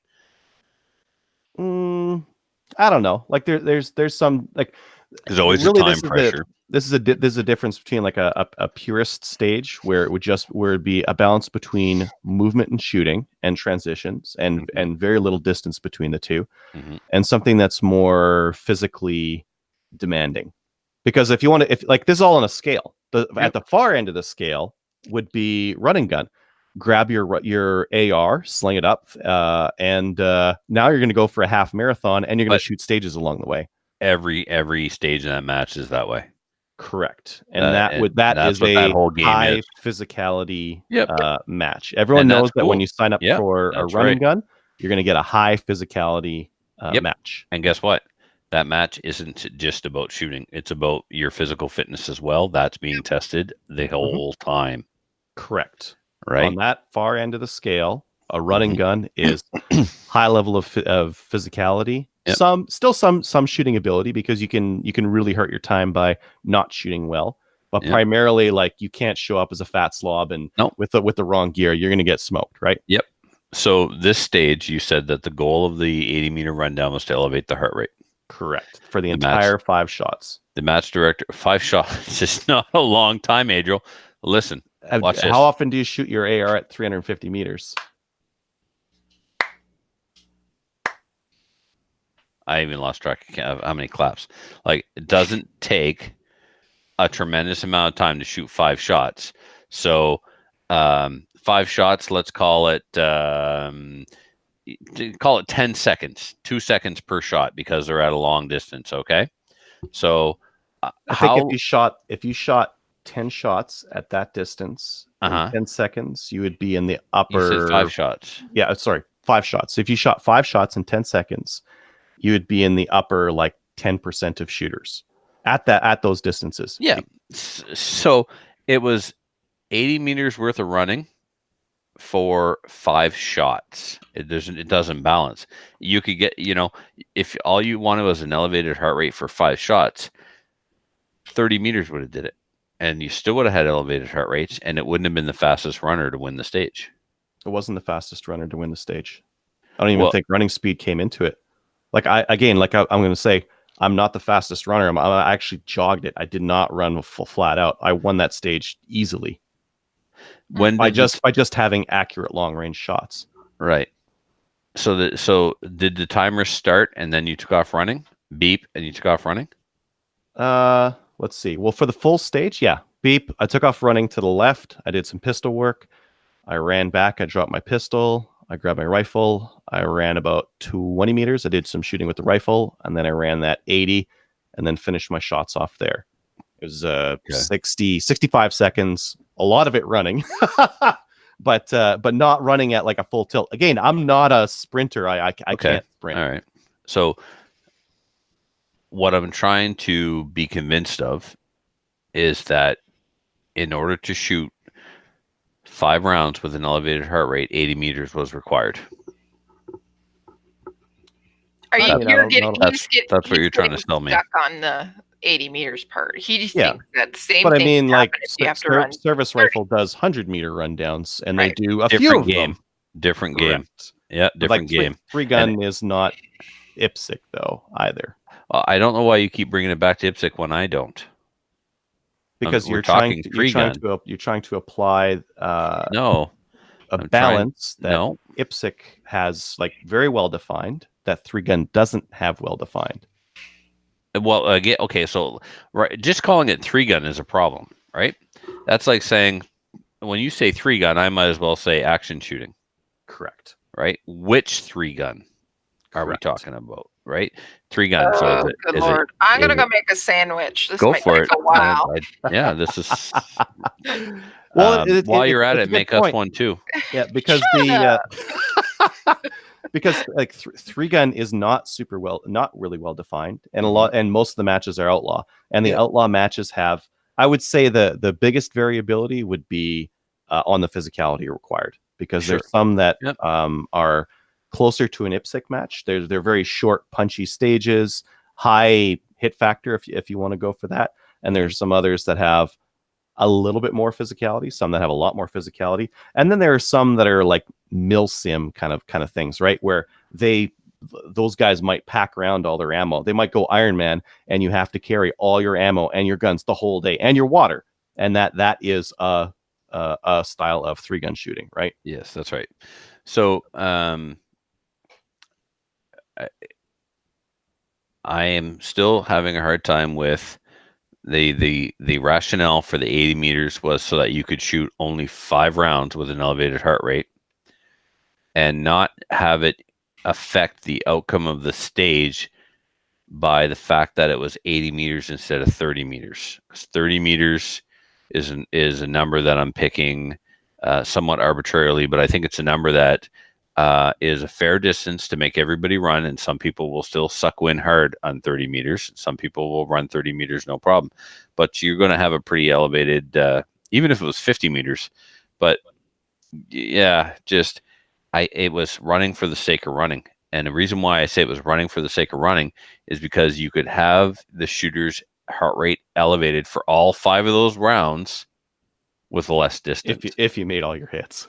If you made all your... Well, that doesn't matter how far you run. That's a different challenge. You're shooting from an elevated platform at distance. We're not even talking about that. That's completely appropriate. That's the shooting skill. That's you having your gear set up and know where your rounds are going to impact at that distance. That's a different animal altogether. But you ran 80 meters to shoot 5 bullets.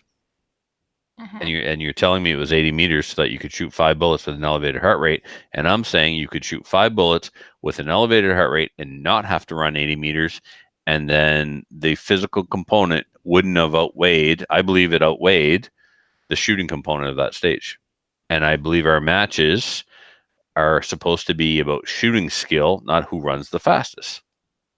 How could you not have an advantage by running that 80 meters faster than everyone else when time is such a huge I didn't run. So what I'm saying, I recognize what you're talking about. You're saying if running speed is what you're practicing, then the fastest runners would get a huge advantage on this. And what I'm saying is, I agree with that, and I generally agree with we shouldn't have running for just the sake of running. Right, which I this agree was. with that as well. Which, in your opinion, of what you think in terms of balance, it was, because in your opinion, 30 meters is enough to be gassed while you make all those shots. And you disagree? Yes, I disagree.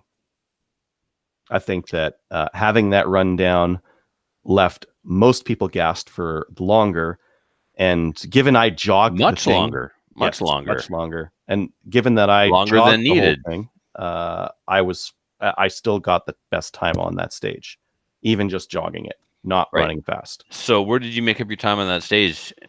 On those long range shots by hitting every single shot I took and not having to take makeup shots. That was a big part of it. There's some other positioning and whatnot, but I didn't make or lose a ton of time by just jogging it rather than going full bore. Well placed shots is what. Yeah, you can't miss fast enough to win. Doesn't matter what game it is. Yeah, it would be interesting to I don't want to do it right now, but look at the video and see how much time it takes to run that distance in a jog versus an all-out run, and to see if it's like, I'd imagine it. What is it going to be? 2 seconds, 3 maybe. It might not make we're arguing about it, but it might not actually make that much of a difference when you actually look at the stage. But I generally agree that the running for the sake of running is not super required. I don't mind having a lot of physicality in a match, because that's the style of matches we do is not a strictly pure 3-gun. There is a lot of physicality in them. Yeah, and that's a style choice. When people complain about the physicality in IPSC where they have to go prone or run upstairs or downstairs and stuff, I'm like, I don't know what to tell you. Like, we're not bullseye shooting here, kids. And maybe you can't do it anymore. And how inclusive do we want to be? Like, it's a practical shooting sport, and your score is heavily influenced by how fast you shoot your targets. I mean, my stage, my range is probably the most physically demanding IPSC range there is, with running around inside transport trailers and up and down stairs, up and down a boat, and all this other kind of stuff. Yeah. So, but in my view, it's all real world. If I make you run up a flight of stairs, it's not to see how fast you can run up the stairs, although the faster you go, the better. But as soon as you get to the stairs, there's bad guys that need to be ventilated. You don't get real world up to a point, real world and scenario and that kind of thing. But eventually you have to say, okay, these are the rules, we're sticking to them, and then people game around it and that kind of thing, right? Like IPSC and 3-gun, you don't have to reload from behind cover. You find the spot where you can see the most bad guys, which in real world would get you ventilated. That'll get you killed on the street. Yeah. So eventually, yes, it's for practical shooting, and we're gonna have some, like, IPSC has some physicality to it, like you mentioned, climbing upstairs and that kind of thing, and 3-gun does as well. It's a matter of where do you put that? Where on the line of physicality are you gonna stick? And I stick to when it starts to put more of an emphasis on the physical and less on the shooting. Correct. Because at the end of the day, it's about the fundamentals of marksmanship wrapped up in some physicality, but the physicality can't dominate the shooting, in my opinion. There has to be a balance that you stick to, and that's the balance that you choose. Yeah, and I think that balance belongs in all of the disciplines until you get to, like you said, the extreme end of the spectrum, where it's like, all right, everything you can carry, put on you now, go. That's what you could argue that that's more practical. Absolutely. Like trooper division in 3-gun is more practical than the guys like me who are walking around with the stuff on our belt, and immediately after a stage, you're like, woo, gotta take that stuff off. I'm not carrying that around all day. There's 15 pounds on my belt. There's one of the founding principles of IPSC about how equipment that is not practical won't be used. That was obviously written before race holsters and open guns. Right? There's nothing practical about a lot of the equipment that we use. That's why IDPA was created, because IPSC turned into a game. It is a game. And now IDPA is a game. Yeah, well, different kind of game. Yeah, well, they're all games. Yeah, but IDPA would like to think it's the purest and most practical, but still a game. Only you're wearing a fishing vest. Mm-hmm. Yeah. So, yeah. Cool. All right, anyways, man. We beat that to death. Enough. Yeah. We'll argue about that more later. If you insist. I do. It's fun. I can continue to tell you why you're wrong later. Hippo, hobo, homeless. Kelly, you're mean. What are you saying here? You gotta bring our listeners in on it. Oh, it's just some of the Facebook comments. This episode brought to you by the letter H for hippo, hobo, and homeless. Yeah. And the number 1. And the number 1. Brad is also adding to that. Thank you, Brad, for playing along from home.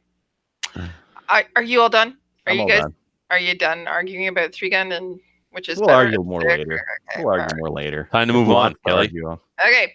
So what did I do in guns this week? Holy geez, we're still in this segment? Oh my god. Yeah. Oh wow. You better go quick, Kelly. We used all your time. Thank you. I appreciate it. 2020 is coming up soon. So the CCFR calendar, we are planning that. Stay tuned for that. Watch the CCFR Facebook pages, and we'll be posting on there soon about we're just trying to arrange some things prior to releasing the model call out. And I just wanted to let you know that I expect you guys, you being Trevor and Adriel and Matthew, anybody that's watching or listening as well, to order that calendar. We are even increasing the numbers. We sold out in a matter of what? If I've never ordered one, why are you expecting me to do it now? Oh, yeah, that's true.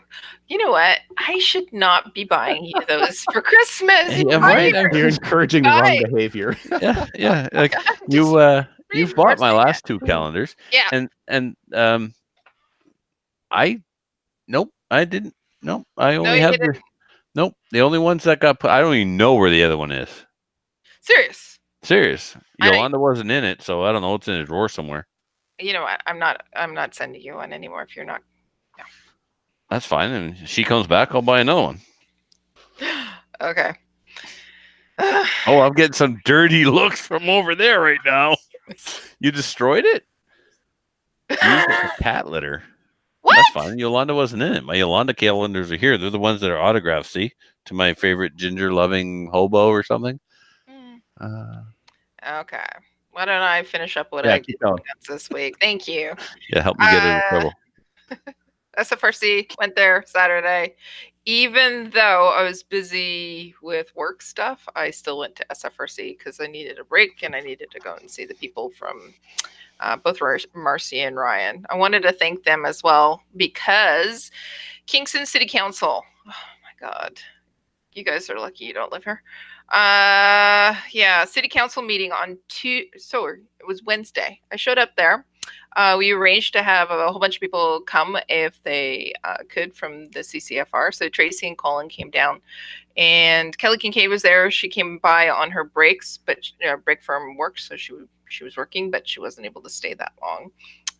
We had all the gun clubs from the local area, as well as Napanee, that came to the meeting, and SFRC. So Marcy and Ryan were both there, as well as probably, I don't know, maybe about 2 or 3, maybe 4 dozen gunnies. The city council chambers are pretty small. There's probably about 30 seats in there, maybe. I don't know, 20, 30. We filled that, and then there was a room. They told us to get out and go into the other room and watch TV. I got to stay in because I talked, or I was somebody that, I talked about the impact on shooters in our local area. What we would do is the council meeting. So if you're going to talk about a subject or you represent something, you go and before the meeting starts, you talk about it. And then you have to wait for the motions. And the motions are at the end of the meeting. So we spoke. Tracy spoke first, then I spoke. There was also another gentleman there that was from, I don't know where he's from. Anyways, he spoke. But we had to wait until the very last motion. They extended the meeting. They had to have a special vote about extending the meeting as well, because it was midnight when they voted on the motion to ask. The motion was to ask the federal government to strengthen C-71.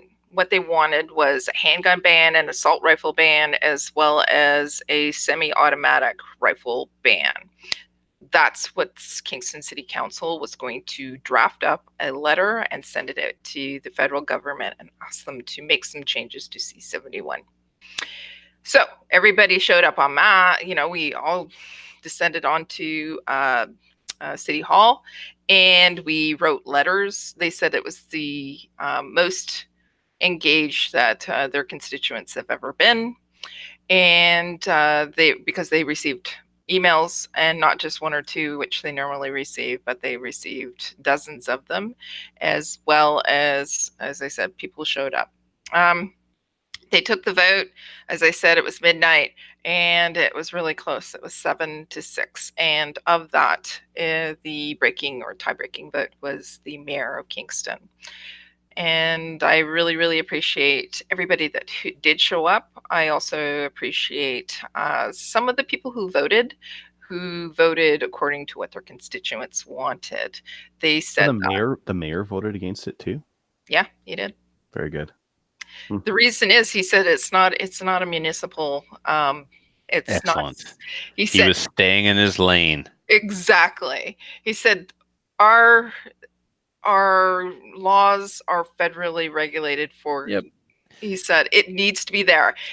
It also needs, he says, we can occasionally lobby to the provincial government, and we can occasionally lobby on behalf of Kingston and Kingston residents to the federal government. However, we have to be very picky and choosy. He said, you know what, C-71, from what we heard tonight, and Tracy spoke to this, he said, it sounds like it's going to be passed anyway. So why are we wasting, a kick at the can with something that's going to be passed? And he's holy common sense. I know. He was I didn't vote for him. Sorry. But like Adriel said, municipal politicians should be concerned with, running their city and keeping the streets clean. Asked me that. They said, as a federal employee, somebody who works with it, because that's part of what I spoke about, as a federal employee who is concerned about safety in our communities, etc., are you somebody who wants us to advocate on your behalf with C-71? I said, no. I said, I'm concerned about you picking up my garbage and the amount of taxes I'm paying. So you know what? I'll keep the city safe. You take care of my taxes. They didn't really like that, by the way. Well, that's too darn bad, because you're just speaking the truth. Yeah. I said, I'm not stay in your lane. I'm not really concerned about it. However, I did have a talk with my counselor after the meeting, and he's one of the ones that was supporting it. And I said, listen, you came to the door, and in your campaign, and we asked you, okay, Montreal is asking for C-71 handgun ban. And he goes, yeah. He said, I don't really think that's a municipal, thing that we should be doing. That needs to stay with the federal government, because that's where the laws are made. And I said, and we voted for you. I said, apparently you lied. I said, you're not getting our votes again. Anyways. Well done. Yeah, I was not happy. I also followed up with another email afterwards. So, what else did I do? Oh, I've had 2 coworkers today, let alone this week. I had somebody yesterday. 2 coworkers today ask about going shooting this weekend, so I'm going to be taking them out. I've been working on maple seed stuff, a lot of it. Adriel, I sent something to Adriel last night at 12:30. Way too late. Way too late. He's going, are you in bed? No, I don't sleep. This weekend is CFP Kingston, so we're going to go and do a shoot there. What else? CCFR, Ladies' Days. We have so many happening across the country. We have more that are being booked right now than all of last year in the first couple of months of this year. So I wanted to say thank you to all the field officers for arranging those. But if you or your club across the country are interested in hosting and a Ladies' Day event and having the CCFR sponsor it or help sponsor it, then contact me. You can do that at kelly.wheaton@firearmrights.ca. So come and send me an email because we'd like to introduce more ladies into the sport. Okay. That's all I did with guns. Wasn't a lot. Neat. Just represented, Kingston and told them where they can take their C-71 bill. Doing all the boring political and activism work that the rest of us need to do. Yeah, that is something you need to show up because that vote was very, very close. I do know that they had their minds kind of made up prior to going in, and a couple of them changed their votes because of what their constituents want. You have to be heard. You have to go. You have to email.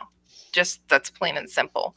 One guy was an ER nurse. He said, if I hadn't heard from my constituents, I would have voted in support of this. He said, but I'm voting according to what my constituents want because that's who elected me. I'm representing them. I'm not representing myself. So I really appreciate that. Yeah, me too. That's the kind of common sense I want to hear from politicians at any level. Yeah. And he's not the type of guy, like I went over to him afterwards and shook his hand and said, thank you very much. He's long haired. He's wearing flip-flops. He's, a nurse. He's not the type of typical guy that would support gun ownership. But I went over and I said, thank you. Because it's important. He represented his constituents, people that showed up who emailed. He listened to them. People need to do it. Mm-hmm. All right, why don't we talk about upcoming events? Do you want to cover the Meaford Steel Challenge there, Adriel? Because I've just been talking a lot and need a drink. The Meaford Steel Challenge is open for registration. Match starts September 7th at 8 a.m. The match ends the next day at 6 p.m. There's a site-in on September 6th. Location for this will be at the 4th Canadian Division Training Center just outside Meaford, Ontario, Canada. If you want to find that one, search on Facebook for MLRSC. That's Meaford Steel Challenge. Awesome. Ronnie DeGroot, you want to talk about that, Trevor? You're arranging that, so you know more of that. Yep, the fourth annual Ronnie DeGroot Memorial Steel Challenge will take place at the Rescuers Gun Club on Saturday, June 1st. Check-in is at 10 a.m., reasonable hour, because I'll assume that you're going to be like me, drinking the night before. Everything is done through PractiScore, registration and payment through PractiScore. The links to register are all over Facebook. There's an event for this, an event page for the fourth annual Ronnie DeGroot Memorial Steel Challenge. It's also on the Rescuers Gun Club Facebook page. Cost is $25. You should bring 400 rounds of ammunition because it's steel. The minimum round count's 200, and you miss, obviously. So bring double.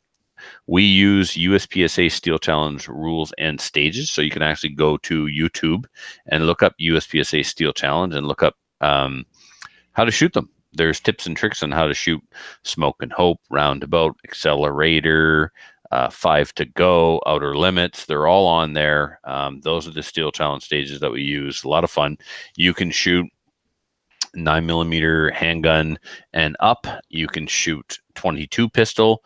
You can shoot 22 rifle. You can also shoot a pistol caliber carbine.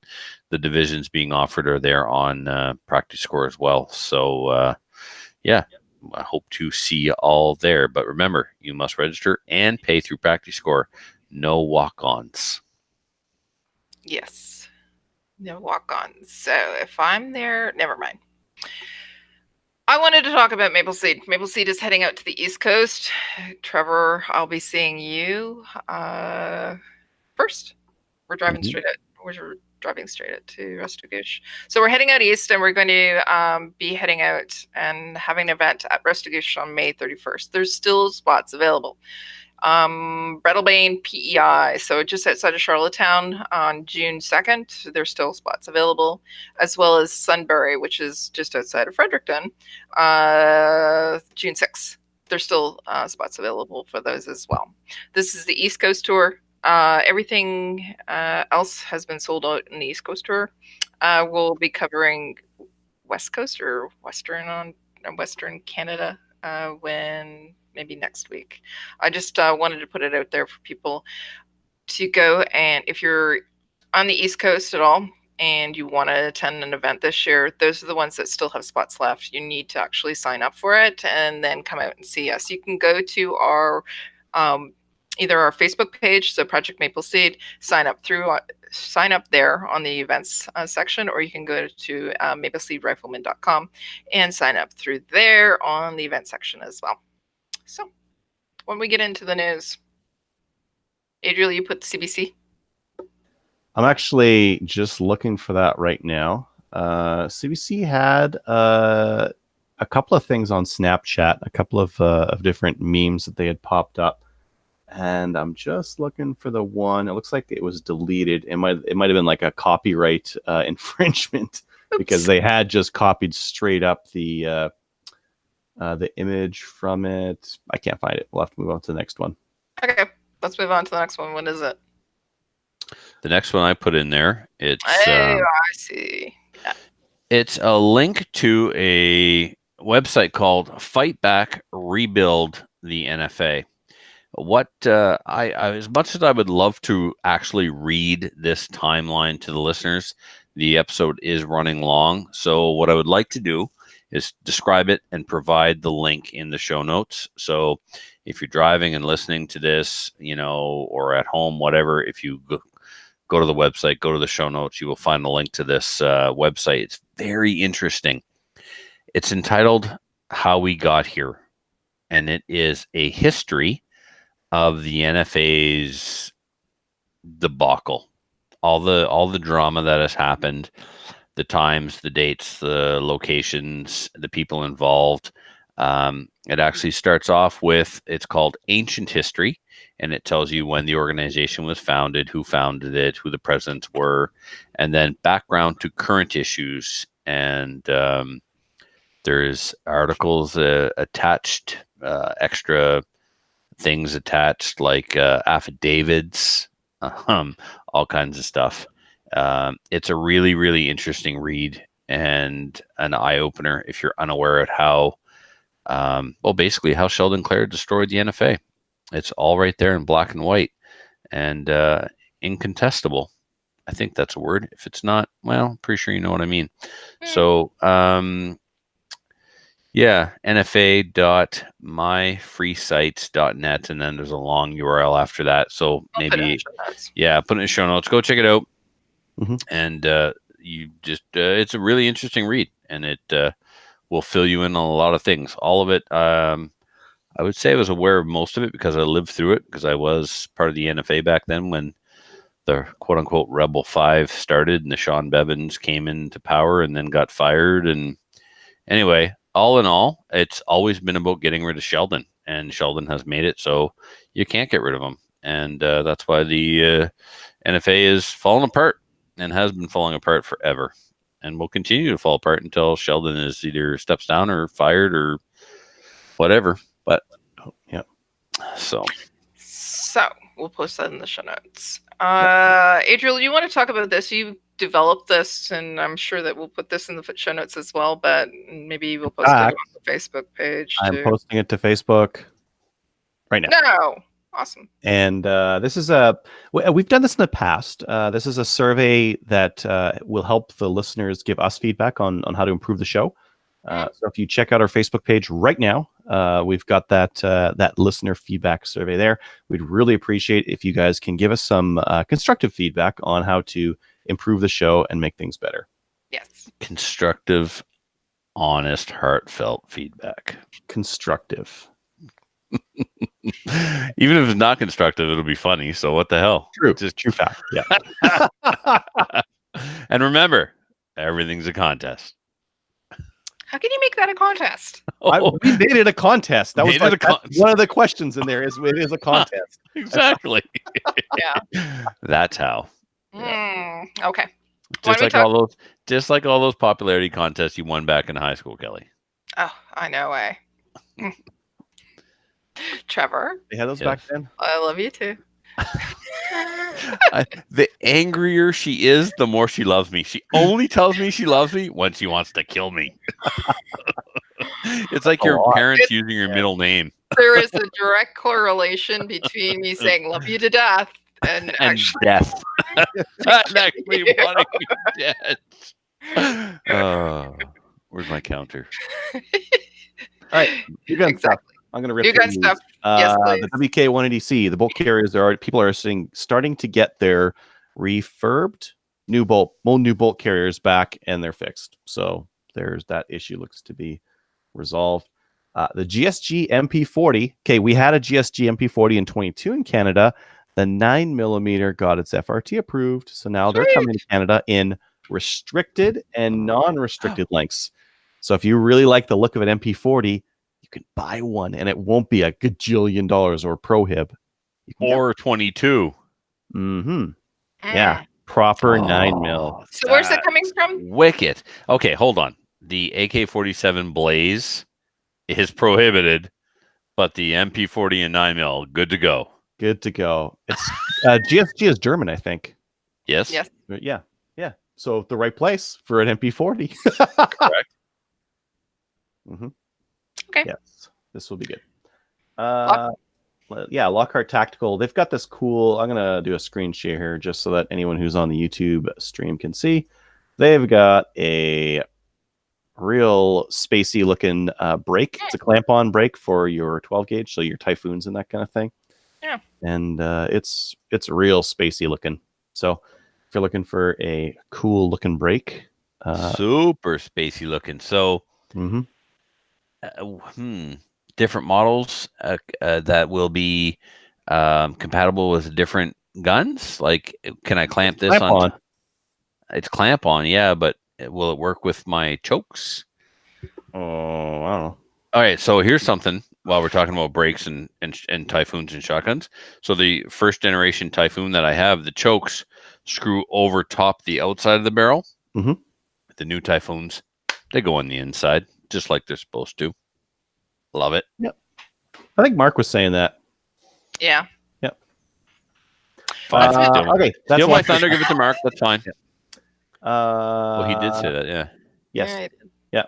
If you're looking for a poster for your gun room, you know what? I should just share my screen again for this one because you got to check this one out. I think HK actually suggested this, and now they're just going with it. HK made the image. Yes. And now you can buy a Gun Jesus poster that has Ian from Forgotten Weapons. You're going to hell. It's a sweet looking poster, and I think like this is like some design company. So look, it's like that's your gun room, right? A chair and a plant. Yeah, it's like and then somebody holding it. Yeah, exactly.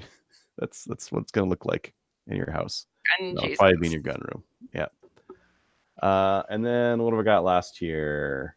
Tenda's, it just ended actually a few hours ago here. They had a huge sale on stuff. They had 147 grain aluminum 9mm for $219 per thousand. $219. Yeah, but it's past tense, so let's just They also had Savage 11 scout rifles in 308 for $519. Are we living in the past? Why are we talking about this? There was a 10% coupon off one too. Oh. Did you buy it? No, I didn't. Well then, totally useless. Yeah. Totally.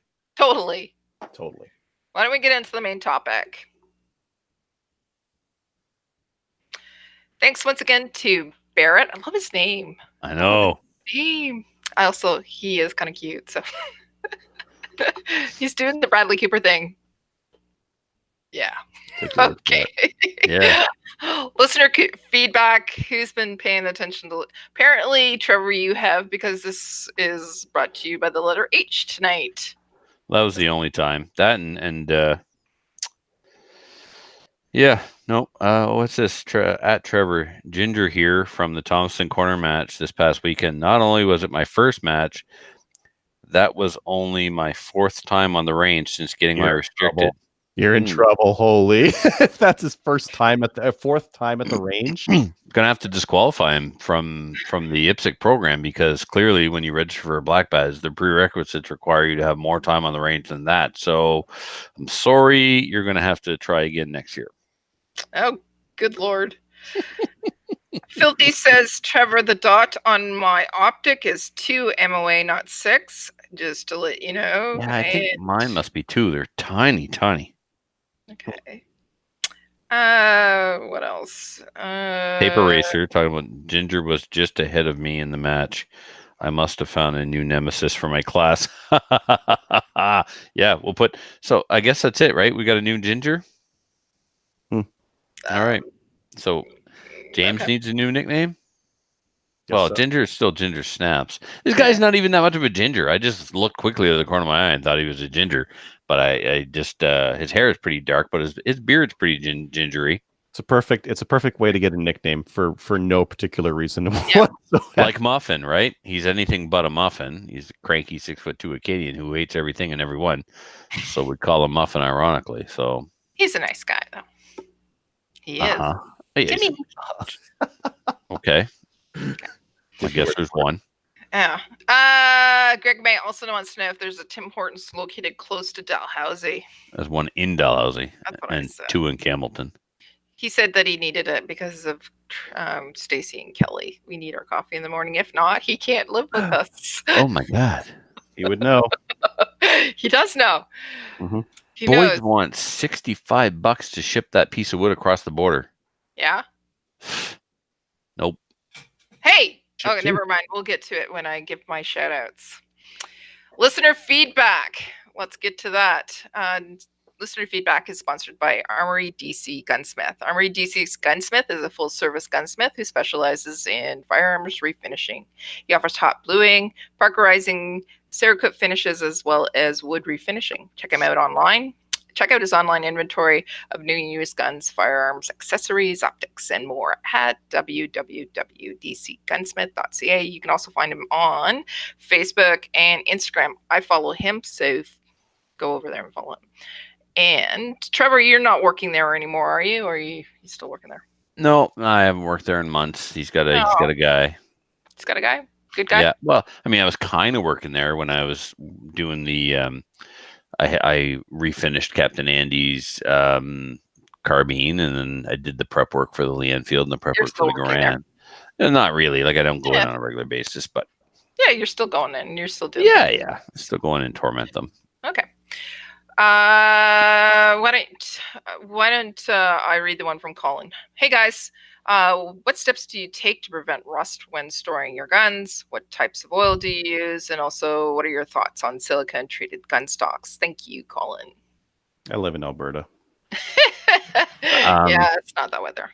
I just ballastol them, cover them in ballastol, especially the barrels, and the bores of the barrels. And then the ballastol, when you clean it out later, it's a great at de-leading the barrel. I had no idea. I had a revolver that I had cleaned and thought was clean, and then I sprayed some oil in it and let their ballastol. And then in the spring when I went to clean it, I couldn't believe the oil that came out, or the lead that came out. But yeah, I just any, like, whatever gun oil, just cover all the parts that might rust in oil, thin coat of oil. Yeah, silicone treated gun stocks. I got nothing. You guys? I use a safe. I've got a safe with desiccant pack in it just to like even out the rises in humidity, but nah. And oil. I like for anything like there's your shotgun outsides of the barrel. I would oil those if you got one new because they don't come oiled from the factory and those will rust. Yeah. The other thing is make sure you take your guns out of any of your bags. And don't leave it in a foam rifle case. It will rust. The water that'll get stuck in there and you're screwed. Yeah.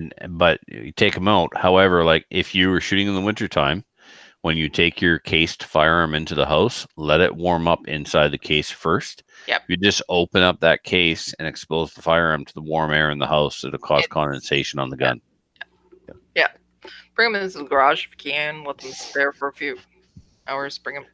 Whatever. Just let them warm up in the case. Yep. We're used to taking, after maple seeds, we're used to making sure that everything's all nice and oiled up because it rains all the time when we have our events. All the time. Trevor, this one's for you, so why don't you read it? It's from Ryan. Okay, Ryan says, "Hey Trevor, just heard that you bought the CZ P10F and you love it. You mentioned that it's a big gun. So my question is, do you have any idea how it would compare to the Glock 34 with a large backstrap on it? I have very large hands and want a good gun that fits me. P.S. I hope you guys are going to TACCOM show and would love to meet up and have sandwiches and share scotch." Oh man. Oh, yeah, mine's a 6 too. Yeah, TAPCOM. I won't be there. Kelly, you typically go to. I'm okay. So TACCOM, same weekend as the Meaford Steel Challenge. I am booking off so that I can go to the Meaford Steel Challenge, but I will probably be going to TACCOM, working at the CCFR booth. Probably. I don't know. Maybe. I was just talking to Kelly about that. So simple yes, you're going to be there would suffice. Okay. So on the Friday, because it's the 6th, 7th, 8th. So I'll be there probably on the Friday. There we go. Cool. All right, Adriel, let's switch the camera over to me. Say something. Saying something about stuff and things. Okay. So Ryan, you're gonna have to go back and watch the video to really appreciate the full effect of what I'm gonna do here. So this is my CZ. There it comes with 3 back straps. This is the small back strap. And I'm holding it up to the gun, which currently has the large back strap installed. This is the medium back strap. You could say it has a pleasing round shape on the rear end with that large there. It's what you would describe as arched. So kind of similar to the back of a Glock, but really you can't compare this grip to a Glock grip. If you look from the bottom up inside the magwell, you'll see that the width of the grip is not as large as a Glock to begin with. So you're losing some width here. And with the largest backstrap on the Glock, you're larger than what the back of the CZ is. So the overall circumference of the CZ grip is smaller than the Glock. And when you put the largest backstrap on the CZ, it's still smaller than a Glock with its largest backstrap. So unfortunately, although we say this gun is big, it may not be big enough for you. So there's my hand. And I have what I would call medium-sized hands with hobbit thumbs. So this is how much of a perch I get on the gun here. For the listeners, I'm holding the gun up to the camera with my fingers wrapped around the grip and kind of showing him how much. You've got about a finger on the bottom there of extra grip. Yeah, well, that doesn't matter. We're not talking about how long the grip is here. We're talking about the how thick, how round, how large the grip is. If he has large hands, he's going to appreciate that gun because he's going to get a little bit more on the bottom, but it may not be as full in his hands compared to the 34. Yep, and that's a valid point, Adriel, I didn't consider. So you're right. You're 100% right. Yeah, his hand would go farther down on the grip and not be all bunched up under the trigger guard. He may have some breathing room, but as you can see, I'm not exactly burying this thing in my hand. So anyway, I hope that helps. Short answer, even with the largest backstrap, it's smaller than a Glock 34. Because the Glock 34's biggest backstrap it comes into the beaver tail as well. So it has a beaver tail, built into it. Yeah. Mm-hmm. Cool. If you would like to email the show, you can do so by emailing slamfireradio@gmail.com. We would love to hear from you, by the way. Do it. Shout outs. I've got one to Sean from ATRS for loaning me his rifle for the match and for the review. And then one to Rick. He sent a thank you for putting them up, and he sent me a coin. One of the founders' coins for CRPS. Yeah, those are cool. Very cool. Yeah. Yeah, I didn't get one. I need to get one. I didn't get one. It's a very nice coin. Yes. You have a reservation for a Kelly Weiner? Okay, Trevor. Enough. Do you have a shout out? It's not written here. Then obviously I don't, because I fill out my show notes. Oh, well, I was just being nice. I have a shout out. It's for Spencer. And I just want to say, I know, right? Oh, show. Imagine. Trevor? Yes? Are they in the mail yet? Hell no. I'm looking at they're on the wall over there. Yeah. Some stuff happened. I was gonna mail them, then my mom died, so excuse the hell out of me. Yeah, I went all the way there, right at the gate. What happened between last week when you said, "Oh, I should really mail those," and this week when we recorded? Planning of stuff that was more important than mailing your guns.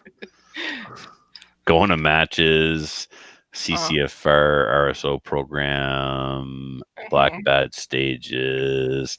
Maybe next week. No, don't worry about it. I'm there the week after. Oh, that's hilarious. Oh my God, I screwed this up so bad. Remember when I said I'd like you to mail them so that we can do some stuff with them so that we can use them? Yep. I was gonna too, but then my mom died, and so I just never got. Keep coming up. Seriously, stop. That'll be the excuse next week too. No, well, that was actually the only excuse I had. Some time has gone by since then, and I still haven't mailed them. You're right. My bad.